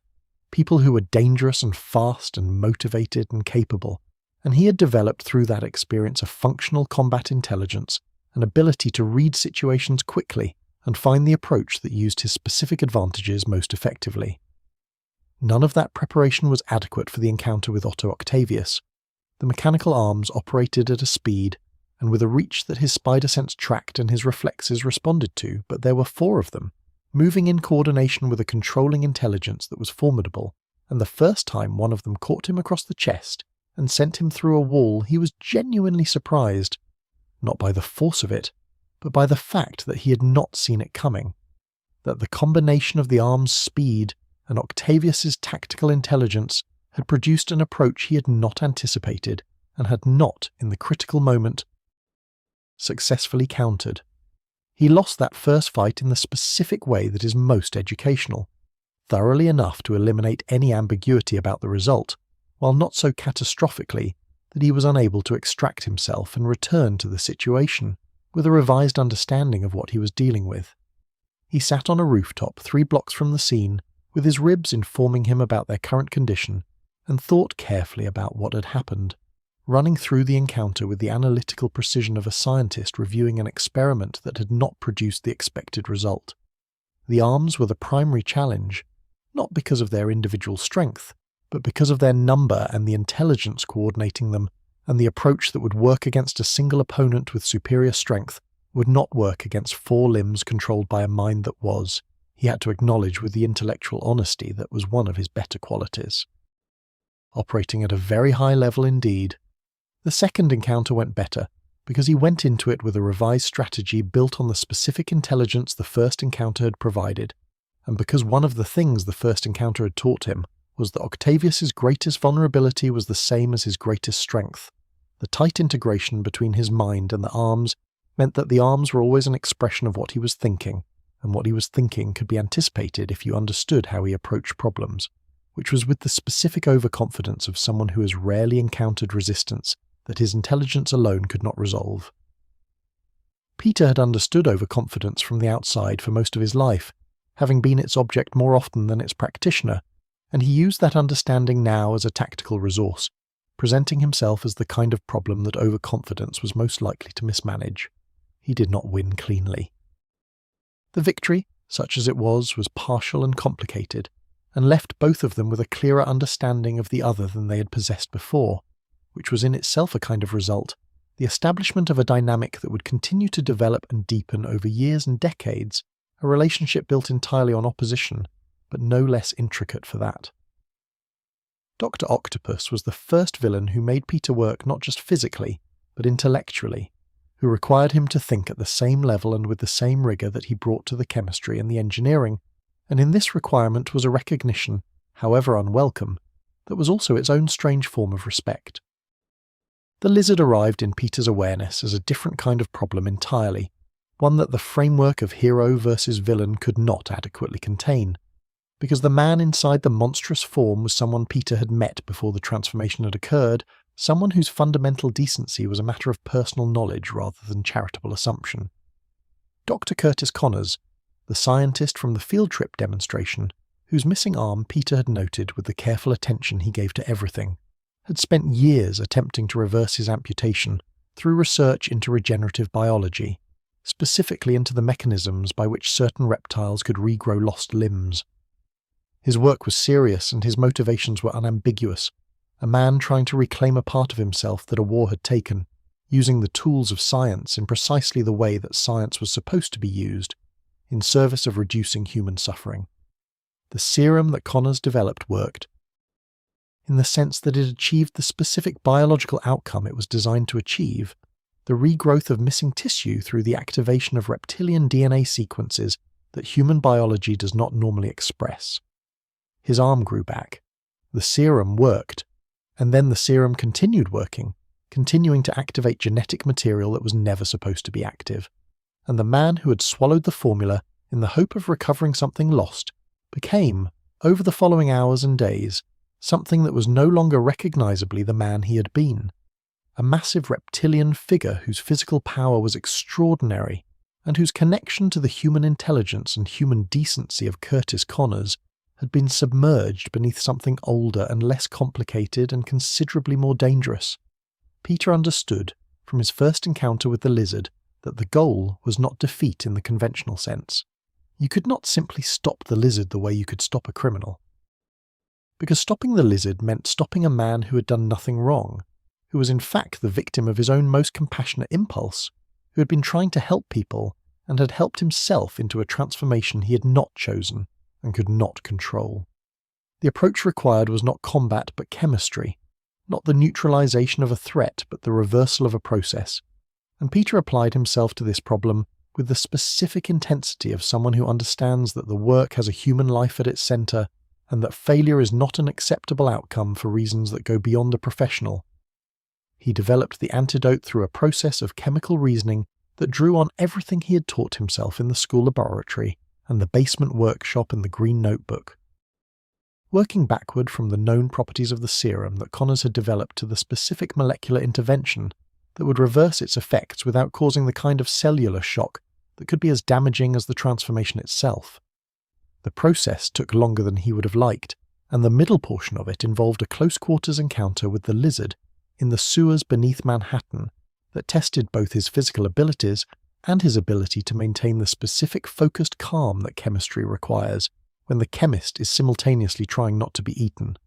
The successful administration of the antidote and Connor's gradual return to his human form and his human self produced in Peter a satisfaction that was qualitatively different from the satisfaction of stopping a criminal, because this was not a case of opposition and victory, but of a problem recognized and solved. Of a person restored to themselves through the application of exactly the kind of careful scientific reasoning that Peter had been training himself for since before he could climb walls. He sat with Connors afterward, in the damp and unlikely setting of an underground maintenance corridor, and the older man looked at him with an expression of gratitude that had no adequate verbal expression and did not require one. And Peter understood something that would continue to develop over the years, and through many more encounters with the lizard, who would return as the serum's effects proved imperfectly reversible. Something about the nature of the kinds of heroism that do not look heroic from the outside. The ones that require patience and knowledge and the willingness to understand rather than simply to oppose. The others arrived in the months that followed with the accumulating frequency of a world that was discovering Spider-Man existed and forming its own range of responses to that discovery. The Vulture was an old man whose invention of a winged flight harness had been stolen from him, and whose response to that theft had been to claim it back and use it in ways that went considerably beyond its original application, a trajectory from grievance to criminality that Peter found comprehensible, even as he found its expression unacceptable. Adrian Toombs was not a sympathetic figure in the conventional sense, being genuinely and enthusiastically committed to the crimes he committed, but the origin of his transformation from inventor to villain was a human story of betrayal and rage, and the specific bitterness of someone who believes, with some justification, that the world has not given them what they were owed. Peter did not excuse this, but he understood it, and the understanding inflected the way he approached the encounters, without softening the necessity of stopping them. Flint Marko, who became Sandman through an accident as accidental as Peter's own transformation, was perhaps the most straightforward illustration of the principle that power itself is morally neutral, and that what matters is the person who receives it. Marko had been a man of limited moral imagination before the accident that changed his physical form entirely, and the transformation did not expand that imagination, did not produce the crisis of conscience that a more reflective person might have experienced upon discovering that they had become something unprecedented. He remained, in essence, the same person he had been, now possessed of abilities that made the things he'd always been inclined to do considerably easier to accomplish. Peter fought him with the pragmatic patience of someone who understands that this particular problem has no elegant solution, that the approach to someone made of sand requires a different kind of thinking than the approach to any other kind of opponent, and he worked through the variables with the methodical intelligence that was becoming his most reliable asset in encounters that his powers alone were not sufficient to resolve. Mysterio presented a different kind of challenge, one that operated less on the physical level than on the perceptual, and that therefore engaged Peter's critical intelligence in a more direct way than most of his opponents managed. Quentin Beck had been a special effects artist and stuntman before deciding that the skills he had developed in service of other people's illusions could be more profitably employed in the creation of his own, and the criminal career that resulted was built entirely on the manipulation of perception, on the creation of experiences so convincing that the boundary between what was real and what was constructed became unreliable. Peter's spider sense proved to be partially useful against Mysterio's illusions, but only partially, because the sense responded to genuine physical threat, and Beck's most sophisticated constructions produced physical stimuli that registered as real even when they were not. The lesson that Mysterio taught was about the limits of any single sense as a guide to truth, about the necessity of reasoning carefully in conditions where the evidence of direct experience could not be fully trusted, about the fact that the most dangerous manipulation is the one that feels like reality. Peter found this lesson uncomfortable in ways that went beyond the professional, because the question of what constitutes genuine knowledge and how much confidence any single perspective was entitled to were questions he had been sitting with in a different context since the night Ben died. Since the moment when his certainty that stepping aside was the right choice had been revealed as a catastrophic error of understanding.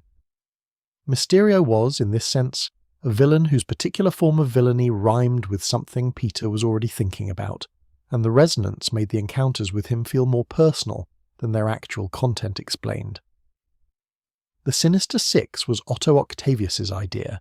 which was itself characteristic, because organizing a coalition requires a specific quality of both intelligence and arrogance, the intelligence to identify that collective action would achieve what individual action had not,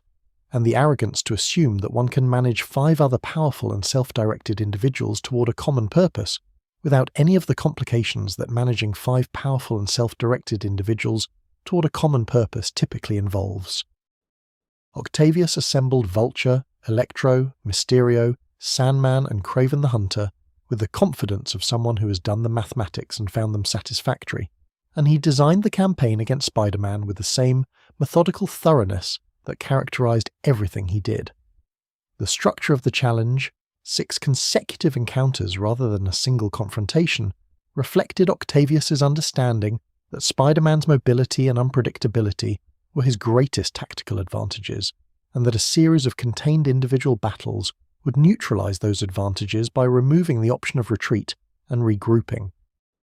It was, as a piece of strategic thinking, genuinely impressive, and Peter recognized it as such while simultaneously recognizing that the flaw in the strategy was the same flaw that ran through everything Octavius designed,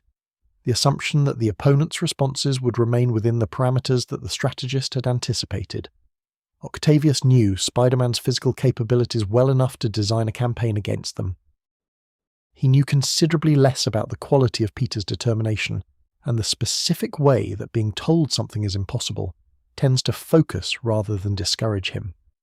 He fought his way through 5 of them with the accumulating physical cost that Octavius had calculated for, and the accumulating psychological determination that Octavius had not accounted for in his models.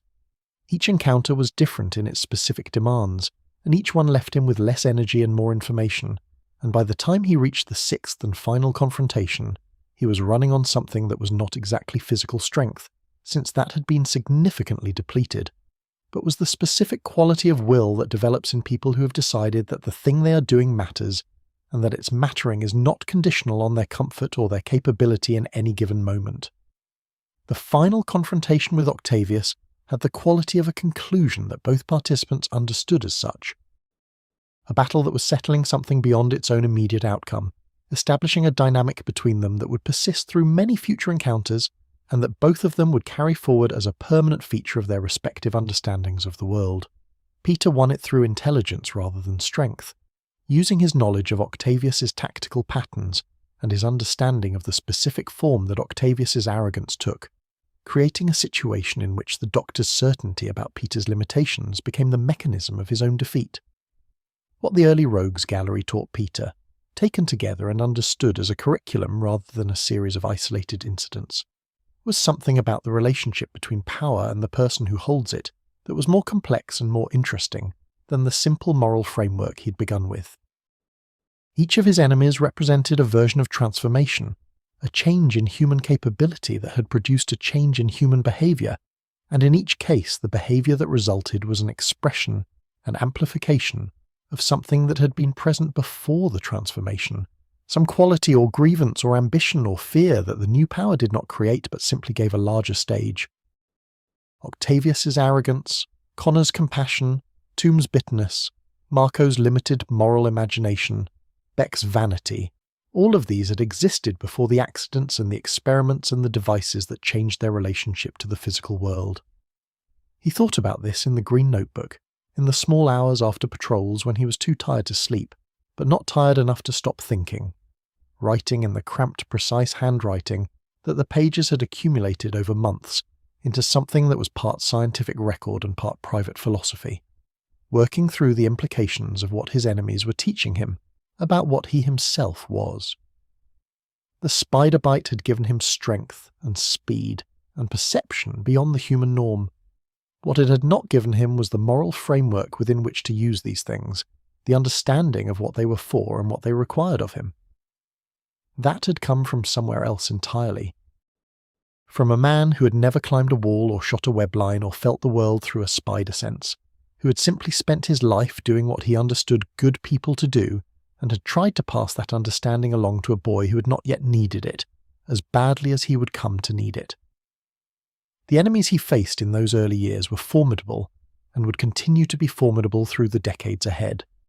They would return, most of them, again and again, in configurations of alliance and individual menace, and each return would require Peter to draw on everything he had learned and to learn something new. but the fundamental dynamic of those encounters was established in the first encounters. The understanding that he was not simply stronger than what he faced, but was something specifically and deliberately different from it, different in the quality of the purpose that drove him, and the framework of values that constrained and directed his power. And that this difference was the thing that mattered most, more than the web shooters, and more than the spider sense, more than any physical capability the bite had given him. It was the thing Ben had given him, the thing that no radioactive spider could provide, and it was, in the long run, the thing that made Spider-Man what Spider-Man was. The summer before Peter Parker began at Empire State University had the particular quality of a threshold season, the kind of summer that exists between two versions of a life, and that takes its character from both. Too late to be fully what came before and too early to be what comes after. Suspended in its own warm and slightly provisional atmosphere like a held breath before a sentence completes itself. He spent it patrolling and working on the web shooter formula, and taking photographs for the Bugle and helping May with the house. And all of these activities had the slightly heightened quality of things being done for the last time in a particular context. Not the last time absolutely, but the last time as this specific version of himself, the high school version, the Queens-only version, the version that had not yet been required to navigate a world larger than the one he already knew. He had graduated from Midtown High in June with the academic distinction that his teachers had always predicted, and with the social invisibility that those same teachers had in their kinder moments, hoped he might eventually grow out of. The diploma meant something to him not as a credential, but as a marker, a formal acknowledgement that the years it represented were complete,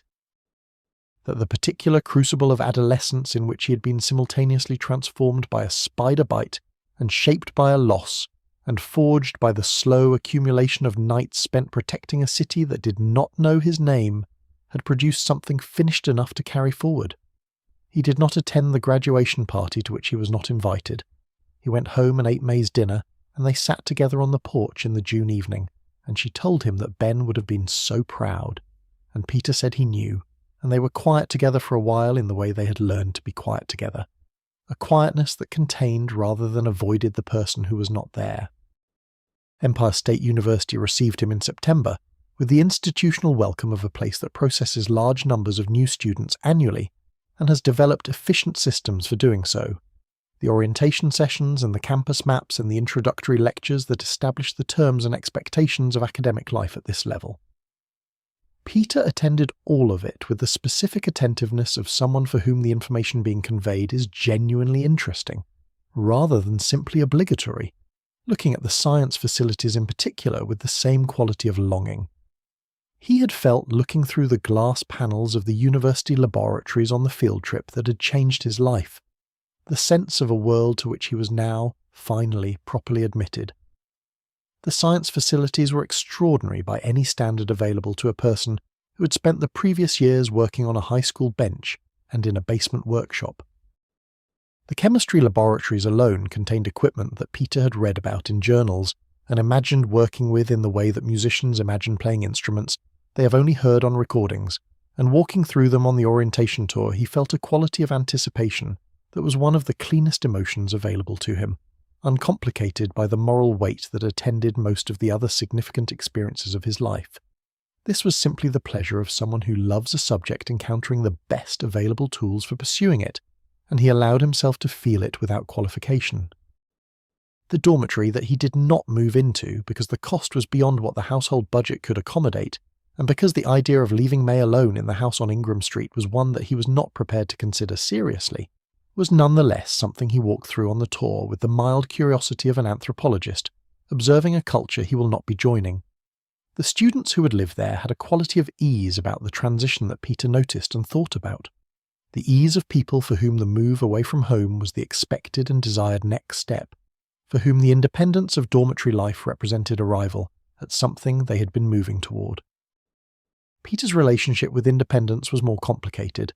shaped by the understanding that the independence he had been exercising for the past 2 years, swinging over rooftops in a homemade costume and making decisions that affected the safety of people he did not know, was not the kind of independence that could be acknowledged or celebrated in the normal ways.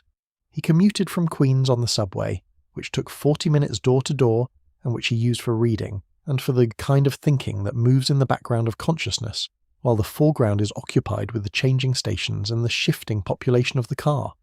He had a system for this commute that integrated it into the broader logistics of his dual life, keeping the costume in a bag that could be retrieved from a locker near the campus when the spider sense indicated that his presence was required somewhere along the route. And he managed the transitions between student and hero with a logistical efficiency that had improved considerably since the early days of losing track of cameras and webbing his own arms together. Harry Osborn was the first person at Empire State who made a sustained effort to know him, which in itself distinguished Harry from most of Peter's social experience and was therefore noted with some attention. Harry was in Peter's introductory chemistry course, placed there by a curriculum that assessed his preparation accurately, rather than by any particular scientific passion of his own, and he introduced himself on the second day with the directness of someone who has decided he wants to be acquainted with someone and sees no reason to be indirect about it. He was tall and well-dressed in the specific way that comes from having always had access to good clothing, without having had to think about it, and he had a quality of warmth that was genuine rather than performed. The warmth of someone who actually likes people and is interested in them without needing anything from them. Peter was initially cautious, in the way he was cautious about most new social overtures, alert to the various ways that apparent friendliness could resolve into something more complicated. But Harry's interest proved to be exactly what it presented itself as, uncomplicated and genuine. And the friendship that developed between them over the first weeks of term had the particular quality of friendships that form between people who are temperamentally complementary rather than similar, who provide each other with things their own nature does not naturally produce. Harry had the social ease and the generous instinct for enjoyment that Peter's vigilance and moral seriousness tended to suppress, and Peter had the intellectual depth and the quality of attention that Harry's more diffuse and pleasure-oriented nature did not easily generate on its own. They fit together in the way of two pieces that do not resemble each other but belong in the same structure. The Osborn family name meant something in the city's business and social landscape, a fact that announced itself through the quality of Harry's apartment, the casual references to events and establishments that existed in a different economic register from anything Peter knew, and the occasional appearance of Norman Osborn's name in contexts that suggested influence and consequence, extending well beyond the immediate. Harry mentioned his father with a specific neutrality that Peter recognised after sufficient observation as the neutrality of someone who has developed a practiced response to a complicated subject, who has learned to discuss someone important to them in terms that convey neither the full warmth nor the full difficulty of the relationship. Because the full version is too cumbersome for casual conversation. Peter did not probe this. He filed it with the quiet attention he gave to things he did not yet understand, but suspected he would need to understand eventually. The financial architecture of their friendship required some navigation. Harry's natural generosity expressed itself in the casual way of someone for whom expenditure was not a variable that required much thought, suggesting restaurants that cost more than Peter's weekly Bugle earnings and activities whose price represented a calculation Peter would normally have had to make carefully and had now to make invisibly, accepting sometimes and declining sometimes, and developing the specific art of doing both in ways that did not make the underlying economics visible to someone who had no experience of those economics, and therefore no framework for understanding why they might matter. Harry was not insensitive to this. Peter came to understand. He simply had no reference point for it, had never lived in a world where the cost of dinner was a question rather than an afterthought, and his generosity was genuine enough that accepting it occasionally was something Peter eventually allowed himself to do without the guilt that had initially accompanied every accepted meal. Gwen Stacy entered Peter's awareness in the third week of term, in the way that certain people enter awareness, not through a single dramatic moment but through a gradual accumulation of separate observations that eventually achieve a critical mass and produce recognition. She was in his advanced biology course, seated 2 rows ahead and to the left, and Peter had noticed her precision with laboratory equipment on the first practical session, the specific economy of motion that comes from someone who knows exactly what they are doing and has no surplus movements, and he had found this interesting in the way he found any evidence of genuine competence interesting, before the more obviously personal dimensions of his interest had had time to organise themselves. She was, he understood as the weeks passed and the accumulation of observations continued, remarkable in several respects that had nothing to do with appearance, though her appearance was also something his enhanced visual acuity was quite capable of registering in detail. She was genuinely intelligent in the specific way of someone who thinks rather than simply processes, who forms her own conclusions from available evidence rather than accepting the conclusions that are offered to her, and who is comfortable enough in her own reasoning to push back against received wisdom when her own analysis suggests it is wrong. She did this in class without aggression, with the quiet confidence of someone who is making an intellectual point rather than a social one, and the professors responded to it with the respect that such confidence, when it is grounded in actual analytical capability, tends to generate. Her father, Captain George Stacy, was a name Peter encountered in a Bugle story about a police initiative regarding costumed vigilantes, a story that Jonah Jameson had written with his customary subtlety, which is to say loudly and with considerable editorial opinion embedded in what presented itself as reporting. Captain Stacy's position in the story was that of someone attempting a measured assessment of a genuinely complex situation, acknowledging both the utility of Spider-Man's interventions and the legitimate questions that a masked civilian, operating outside official channels, raised for the orderly functioning of law enforcement. Peter read this assessment with the specific interest of someone being assessed, and found in its carefulness and its intellectual honesty a quality that he recognized from another context, the quality that Gwen brought to her work in the biology laboratory, the quality of someone trained to think rather than to react. Flash Thompson's presence at Empire State on a football scholarship provided a continuity with the high school years that Peter found both familiar and, in its altered form, instructive. Flash in the university environment was a somewhat different proposition from Flash in the Midtown High corridors, the social machinery that had made him dominant in that context operating differently here, where athletic success was one of several available routes to status rather than the primary one. He was less reflexively cruel, though not markedly more thoughtful, and his Spider-Man worship, which had always occupied a separate and somewhat paradoxical compartment of his personality, had if anything intensified, expressed now in dorm room arguments about the merits of costumed heroes that Flash prosecuted, with the passionate certainty of someone whose convictions are impervious to counter-argument. Peter listened to these arguments from across dining hall tables and common room sofas with an expression he had worked to make entirely neutral, the expression of someone with no particular stake in the question, and felt the specific comedy of the situation sit in his chest like a warm and private thing. Flash's defences of Spider-Man were often actually quite good,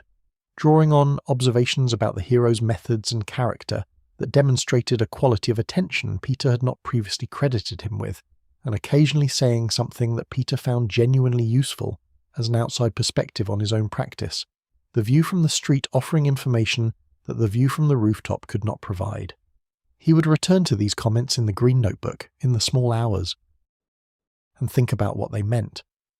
The financial pressures that had always run beneath the surface of Peter's life did not abate with the transition to university, though they changed their form somewhat. The tuition itself was managed through a combination of scholarships, for which his academic record made him a strong candidate, and the ongoing Bugle income, which Jameson had increased grudgingly, and in small increments over the months, as Peter's photographs had proved consistently reliable in quality and reliably useful to circulation. May had begun taking in some sewing work from neighbours, a fact Peter had discovered rather than been told, and he had responded by increasing his Bugle contributions and attributing the additional income to sources that would not prompt questions about their origin.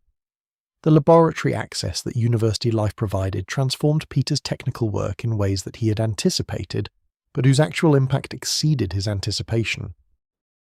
The equipment available to him, which he used in the legitimate context of his coursework and occasionally, with careful management, for the more specialised applications that his other life required, accelerated the development of the web fluid formula significantly, allowing him to test variables and measure results with a precision that the basement workshop had never been able to match. He also began to encounter, in the academic literature available through the university library, research that intersected with questions raised by his own transformation, work on radioactive biological modification and cellular mutation that provided theoretical frameworks for understanding what had happened to him and why his body functioned as it did. He approached this research with the careful scientific objectivity he tried to bring to everything, though the objectivity was harder to maintain when the subject was himself, when the questions being answered were not abstract biological questions but questions about the nature of his own existence. He was patient with this difficulty. He read what was available, noted what was relevant, and held the larger questions, the ones about what his transformation ultimately meant and where its limits might lie, with the open-handed patience of someone who understands that not every question can be answered immediately, and that premature conclusion is a worse outcome than continued uncertainty. The social life of the university, which he participated in at the edges rather than the centre, provided him with a texture of ordinary experience that his heroic activities did not offer.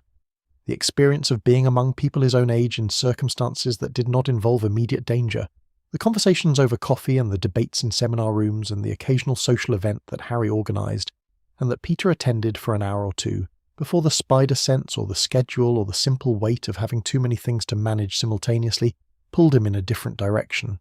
He was not unhappy in these circumstances. He was present in them in the way of someone who understands their value without being able to fully inhabit them, who is always aware of the other life running parallel, and of the moment it might require him to simply disappear from the one he is currently in. It was at one of Harry's casual gatherings in the late autumn of Peter's first year that he and Gwen Stacy first had a conversation that was more than the brief exchanges of a shared lecture, a conversation in the kitchen of Harry's apartment, while the rest of the party occupied the other rooms, that moved from a question about a laboratory procedure to a discussion of cellular regeneration mechanisms to something more personal and harder to categorize. And that had at its end a quality that Peter recognized, with the specific recognition of someone encountering something, for the first time that they somehow already know, as the beginning of something whose shape he could not yet see, but whose presence was already certain. He walked home to Queens that night through the November cold, through streets that the spider sense populated with its usual ambient information, and that he moved through with the practiced ease of someone who has been doing this long enough that the city's rhythms are his own rhythms, and he thought about the conversation, turning it over with the careful attention he gave to things that mattered without yet being fully understood.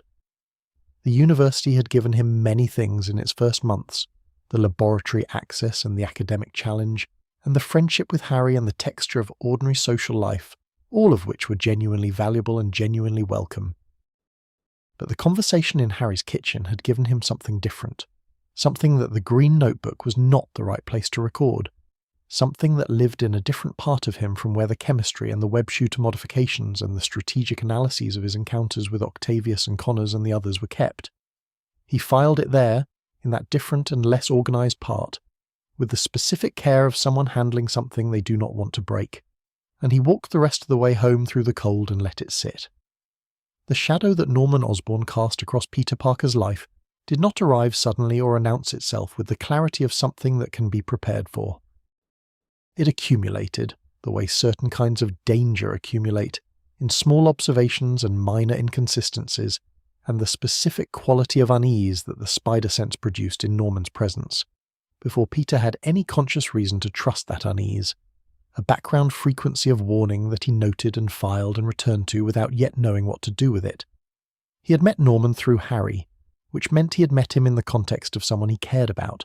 and this context shaped his initial assessments in ways that he recognized as a limitation of his own perspective without being entirely able to correct for it. You see a person differently when you see them first through the eyes of someone who loves them, and Harry's love for his father, complicated and qualified and freighted with the specific weight of a son who has never quite received the acknowledgement he needed, was nonetheless real, and it coloured the early picture. Norman Osborn in his public presentation was the kind of man that a certain kind of city produces in quantity, the self-made industrialist whose success had generated both the confidence and the loneliness that success at that scale reliably generates, who occupied large rooms easily and spoke with the authority of someone accustomed to being the most consequential person in any given situation. He was intelligent in a way that was immediately apparent, and that he made no effort to conceal, which was itself a form of aggression. The intelligence deployed not just as a tool for solving problems, but as a demonstration of hierarchy, a way of establishing before anything else was established that he was operating at a level that most people around him were not. Peter recognized this quality and understood it, and found it unpleasant, and then reminded himself that unpleasant qualities in a friend's father were not unusual, and were not, by themselves, cause for the specific quality of attention he was giving to Norman Osborn. Oscorp Industries occupied a tower in Midtown that announced its own importance through scale and materials, the glass and steel of a building designed to be seen from a distance, and to communicate at that distance the particular message that corporate ambition wishes to communicate, which is that the enterprise within is serious and permanent, and expects to be here for a long time. Peter had been inside twice, on visits with Harry that Norman had arranged with the specific quality of a man creating opportunities to assess his son's associates, and both visits had produced in him the same response. A complex mixture of genuine admiration for the scientific work being done in the laboratories, and a discomfort he could not fully articulate about the atmosphere of the place, the way the people who worked there moved and spoke in the presence of their employer, with the careful self-management of people who understand that their continued employment depends on a quality of performance that goes beyond the merely professional. The chemical accident that the newspapers reported in the spring of Peter's second year at Empire State was described in the coverage as a laboratory explosion of undetermined cause that had hospitalized Oscorp's founder and chief scientist, and that had resulted in significant damage to a research facility on the building's upper floors. Peter read the report with the attention he gave to any news story that touched the intersection of science and transformed capability, and he noted the details of the accident with the specific interest of someone who has personal experience of what radioactive or chemically induced biological alteration can produce. The description of Norman Osborn's recovery was brief and carefully worded, in the way that corporate communications about their principles are carefully worded, conveying reassurance without specificity, and Peter filed it in the green notebook under a heading that he left deliberately vague. Because vagueness felt more honest than a conclusion he was not yet prepared to support with evidence. The Green Goblin appeared in the city's consciousness the way a weather system appears, first as a distant disturbance reported by others, and then as something immediate and personal, and impossible to observe from a safe distance. The early reports described a figure on a mechanical glider, moving through the night sky above Manhattan with a freedom and a speed that Peter's spider sense tracked from a considerable distance, and that registered as something genuinely new in the taxonomy of threats he had been developing since Ben's death. Most of what he encountered could be mapped onto existing categories, strength or intelligence or specific technical capability, but the Goblin's profile in those early weeks was harder to categorize, combining physical danger with a quality of deliberate theatricality that suggested an intelligence operating behind it that was not merely solving the problem of how to cause harm, but was also thinking about how the harm would be perceived. What story it would tell, what impression it would leave. The pumpkin bombs were the detail that Peter kept returning to in his thinking, not for the obvious reason of their explosive capacity, but for the information they contained about the mind that had designed them. They were not functionally necessary. A simpler explosive device would have served the practical purpose equally well, and the choice to create something shaped like a Halloween prop, to give a weapon the appearance of a child's decoration, suggested a psychology that found the juxtaposition meaningful, that wanted the violence it produced to carry the additional weight of the grotesque and the theatrical. This was the thinking of someone for whom the effect on the audience was as important as the practical outcome, which narrowed the category of possible authors considerably and made the list of names Peter had been not quite writing in the green notebook feel more rather than less relevant. The first direct encounter between Spider-Man and the Green Goblin happened on a night in late October, because the universe had a sense of occasion, if not of mercy. A night cold enough to make the breath visible and clear enough to make the city below look like something a careful person had arranged for maximum visual impact. The lights of Manhattan spread out in their familiar and beautiful pattern. Peter had been following a report of the Goblin's activity in the financial district, and had arrived at the scene with the spider sense already at the specific frequency of high alert that it reserved for threats whose parameters it had not yet fully mapped. The Goblin was there, on the glider, moving through the narrow channels between buildings with a precision that demonstrated either significant practice or a native aptitude for three-dimensional navigation that was itself a piece of information about whoever was inside the costume. The exchange that followed was unlike the fights Peter had learned from in the months since Ben's death, because those fights, even the most difficult of them, had the quality of problems to be solved,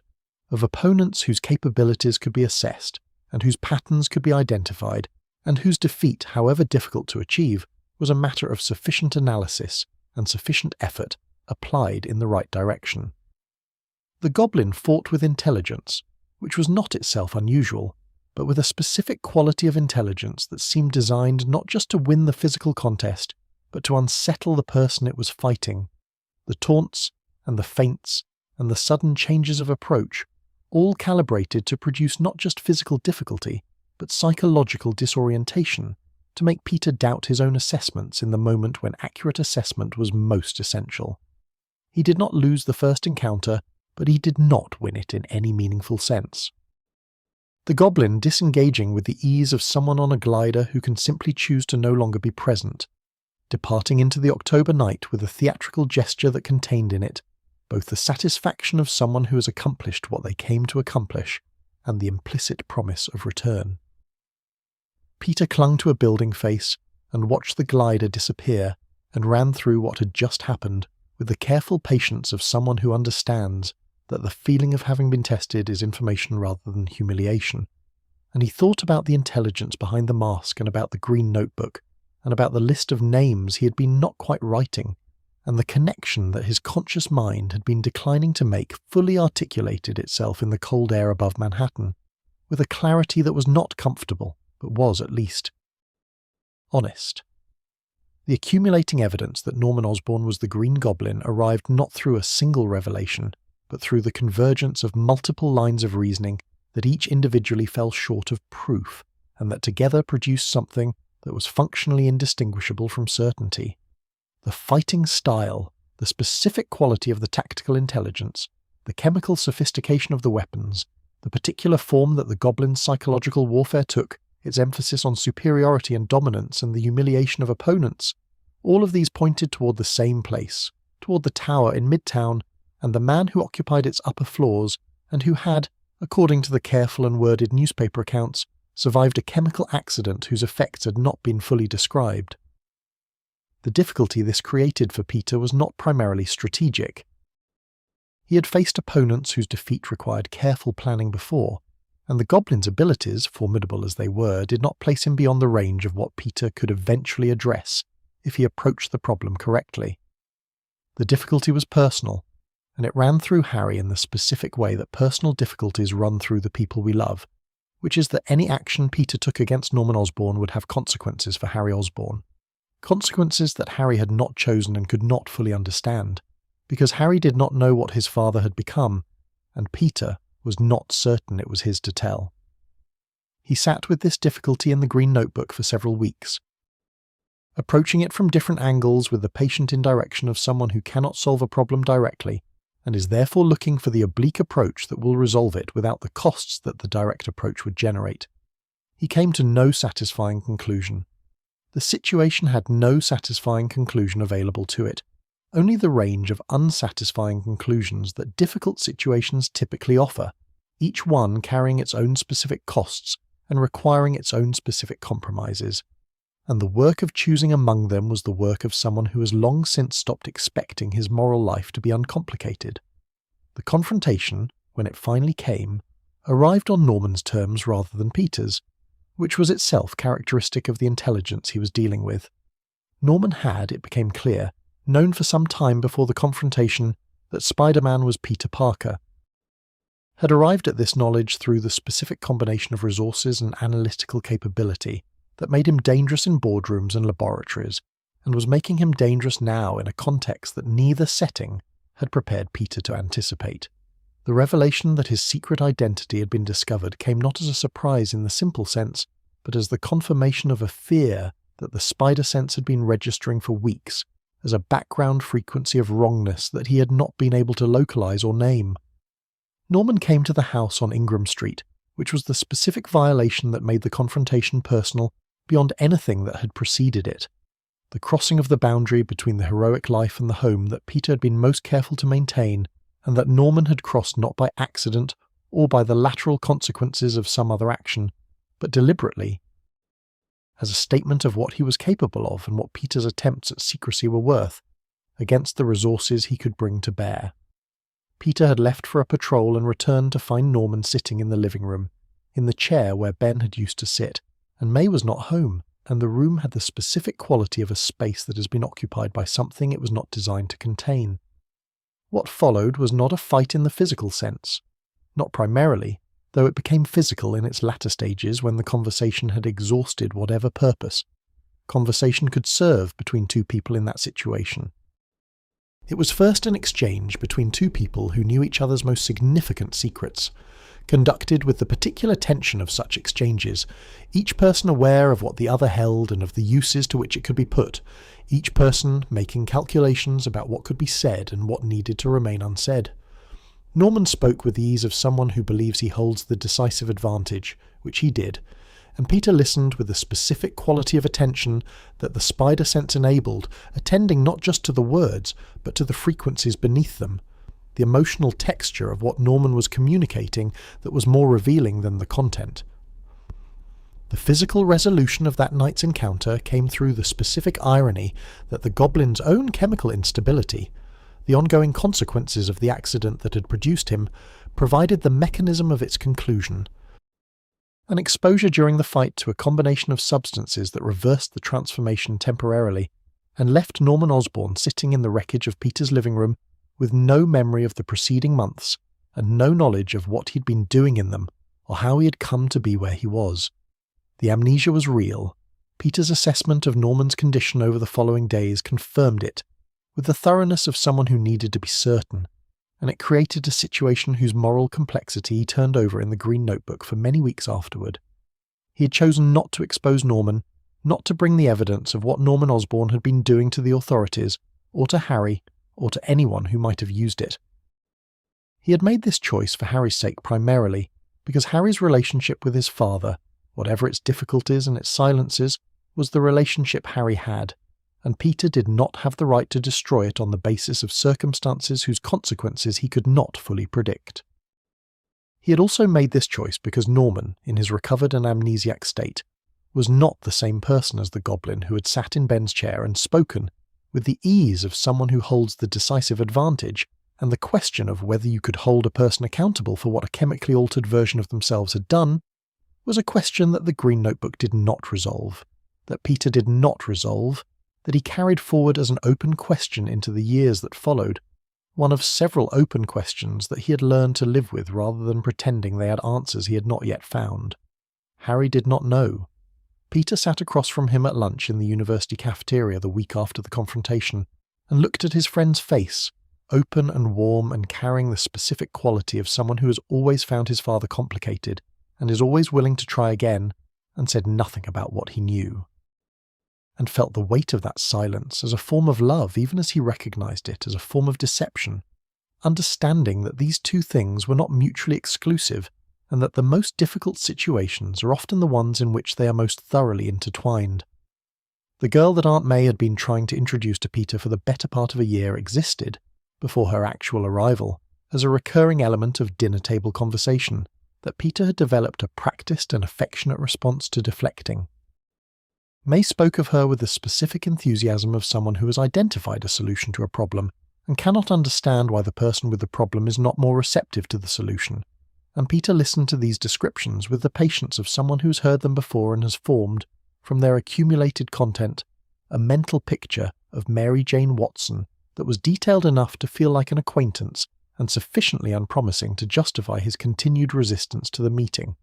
She was, in his construction of her from May's descriptions, the kind of girl that aunts approve of, which is to say, pleasant and presentable, and probably quite boring, and he had enough complexity in his life without adding the social obligation of being kind about someone else's idea of what he needed. The actual Mary Jane Watson arrived on a Saturday afternoon in November, when Peter opened the door expecting no one in particular, and found someone who immediately and comprehensively dismantled every assumption he had carefully assembled. She was standing on the front step in the autumn light with an expression that suggested she had known exactly what she was going to find when the door opened, and had been quietly looking forward to it, and what she said, looking at him with the specific direct warmth of someone who has decided to be exactly who they are and has found this approach reliably effective, was something that contained in its few words a quality of confidence and humour and self-possession that Peter had not expected, and that rearranged something in the atmosphere between them before he had time to decide how to respond.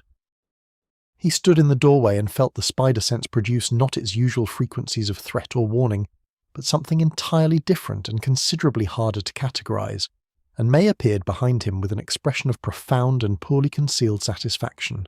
She came in and sat at the kitchen table and talked with May, in the easy way of someone who is genuinely interested in other people, rather than simply performing interest, asking questions and listening to the answers with the full attention that Peter had always found rare and had always responded to, and he sat across from her and observed this with the specific quality of attention he brought to things he wanted to understand but could not yet fully account for. She was not what he had expected,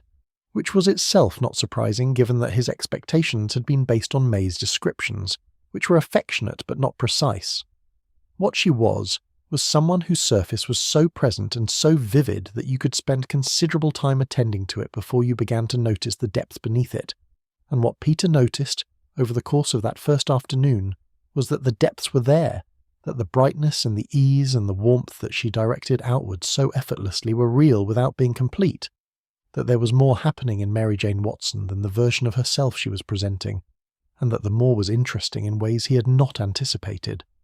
The contrast with Gwen Stacy, which the social geometry of Peter's life made inevitable, was not the contrast of competition, but of difference. Two people who shared almost nothing in the way they presented themselves to the world and who both,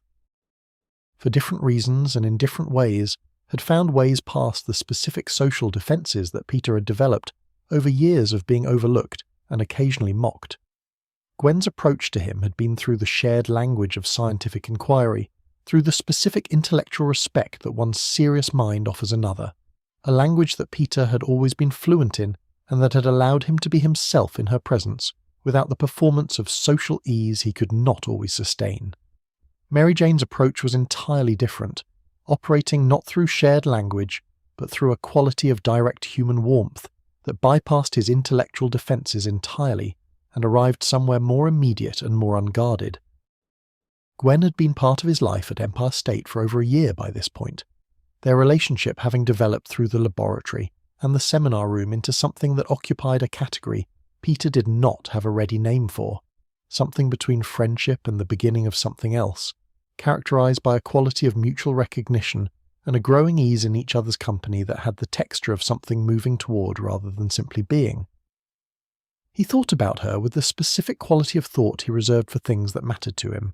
carefully and with attention to detail, and the thought had a warmth in it that was not quite what he felt when he solved a chemical problem, but that had some of the same quality of satisfaction, the sense of something complex yielding to patient attention.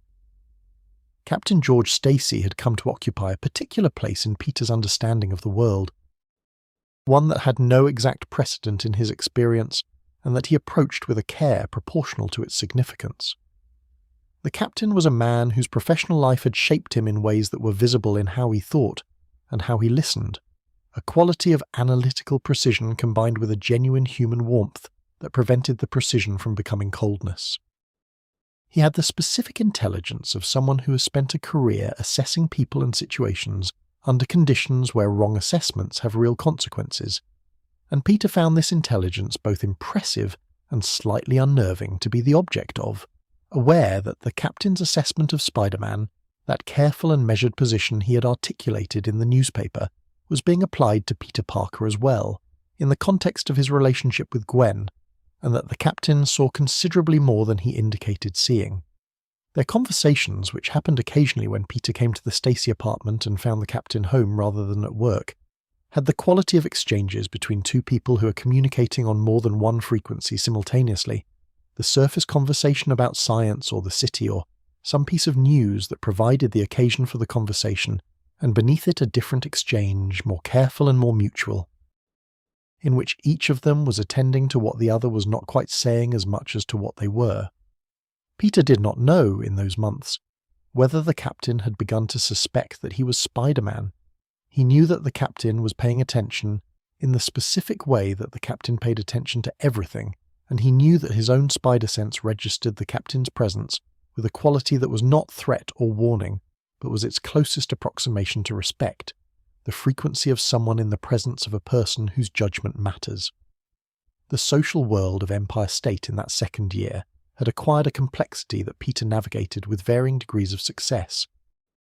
Harry's apartment had become a gathering point for a loose collection of students whose connection to each other was partly the accident of shared courses and partly Harry's natural gift for drawing people together, and Peter attended these gatherings with the specific management that his dual life required, always aware of the time and the spider sense and the possibility that the evening would need to end earlier than social convention suggested, always keeping part of his attention on the background frequencies of the city, while the foreground was occupied with the conversation immediately in front of him. Flash Thompson's Spider-Man advocacy had reached a level of intensity during this period that Peter found increasingly difficult to maintain a neutral expression in response to. Flash had developed a detailed and largely accurate analysis of Spider-Man's fighting style and tactical intelligence that he delivered to anyone willing to listen, and occasionally to people who had made clear they were not, and the accuracy of the analysis was itself a source of the specific comedy that Peter had learned to find in his situation. The comedy of being understood more precisely by someone who actively disliked Peter Parker than by anyone who claimed to be his friend. He noted Flash's observations in the Green Notebook as he had been doing for months, and found that they contributed to his self-understanding in ways that the more sympathetic assessments of people who liked him did not,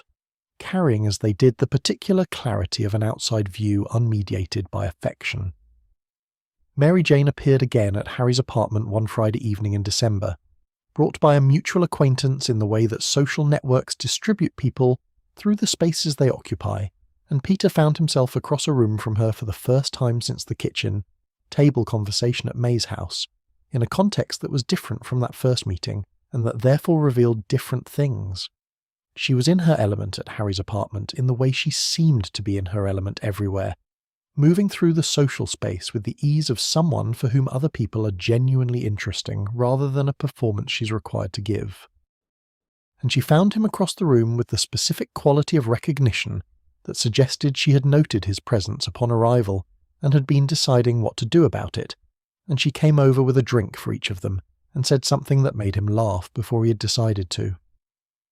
Their conversation that evening moved through territory that was different from the kitchen table conversation, less comfortable and more interesting, touching on things that each of them was in the process of thinking through without having resolved, and Peter found that Mary Jane's intelligence operated by different methods than Gwen's, but was not less real, that where Gwen moved through ideas with the linear precision of someone following an argument to its conclusion, Mary Jane moved laterally, making connections that were associative rather than logical, and that arrived at true things by routes that conventional analysis would not have taken. He was surprised by this, and the surprise was itself a piece of information about the assumptions he'd been making,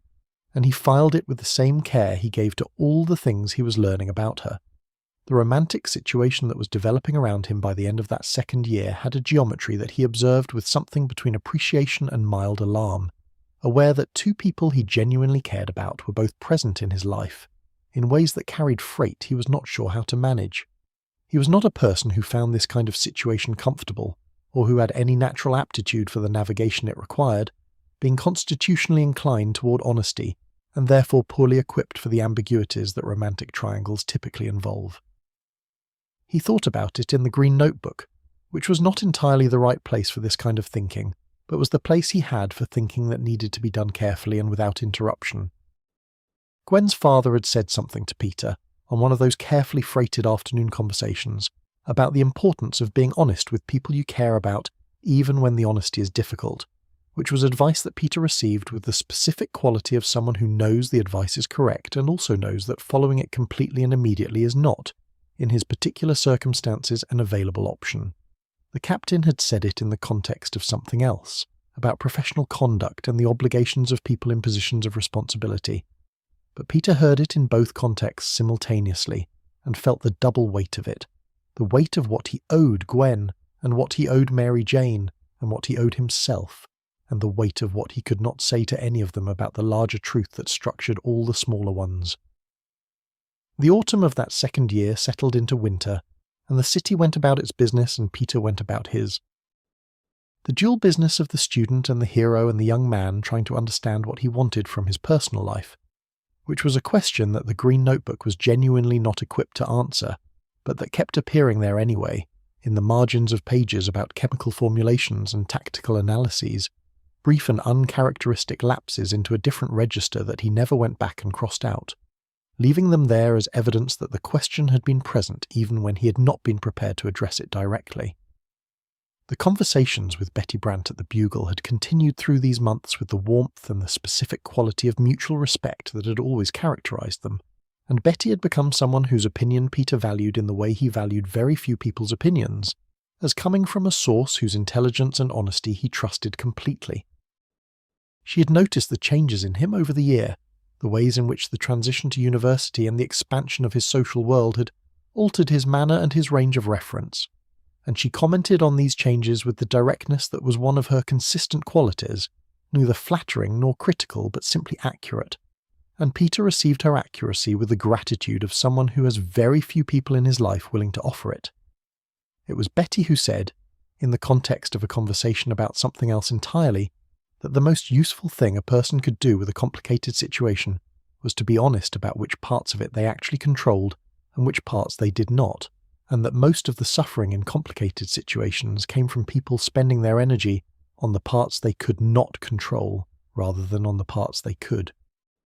Peter thought about this for several days after she said it, applying it to the various complicated situations that were currently in progress in his life,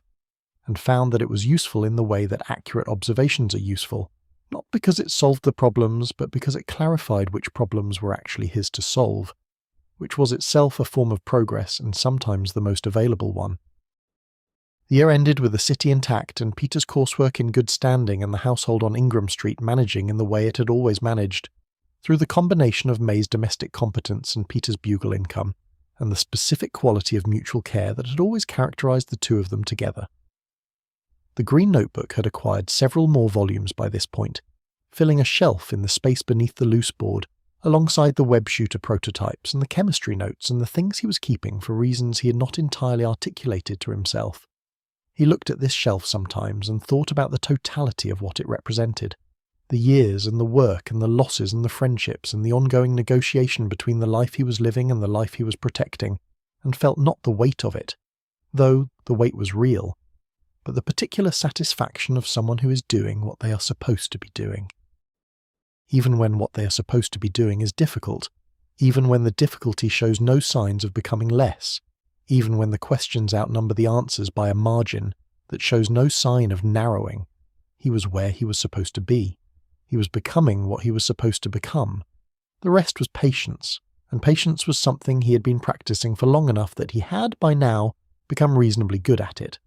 And so, the web rests for tonight, suspended in the quiet dark above a city that continues breathing, that continues needing, that continues being worth the effort of someone who has decided to care for it. The story we have moved through together is not finally a story about powers or costumes or the particular geography of Queens and Manhattan, but about the oldest and most ordinary of human questions, which is what we owe each other and what we are willing to give, and what it costs to live according to the answer we arrive at rather than the easier answer that is always available. Peter Parker learned what he learned the hard way, which is the only way that certain lessons can be learned, through loss, and through the long patient work of continuing after the loss, through love given and love taken and love that persisted in the world, long after the forms it had taken were gone.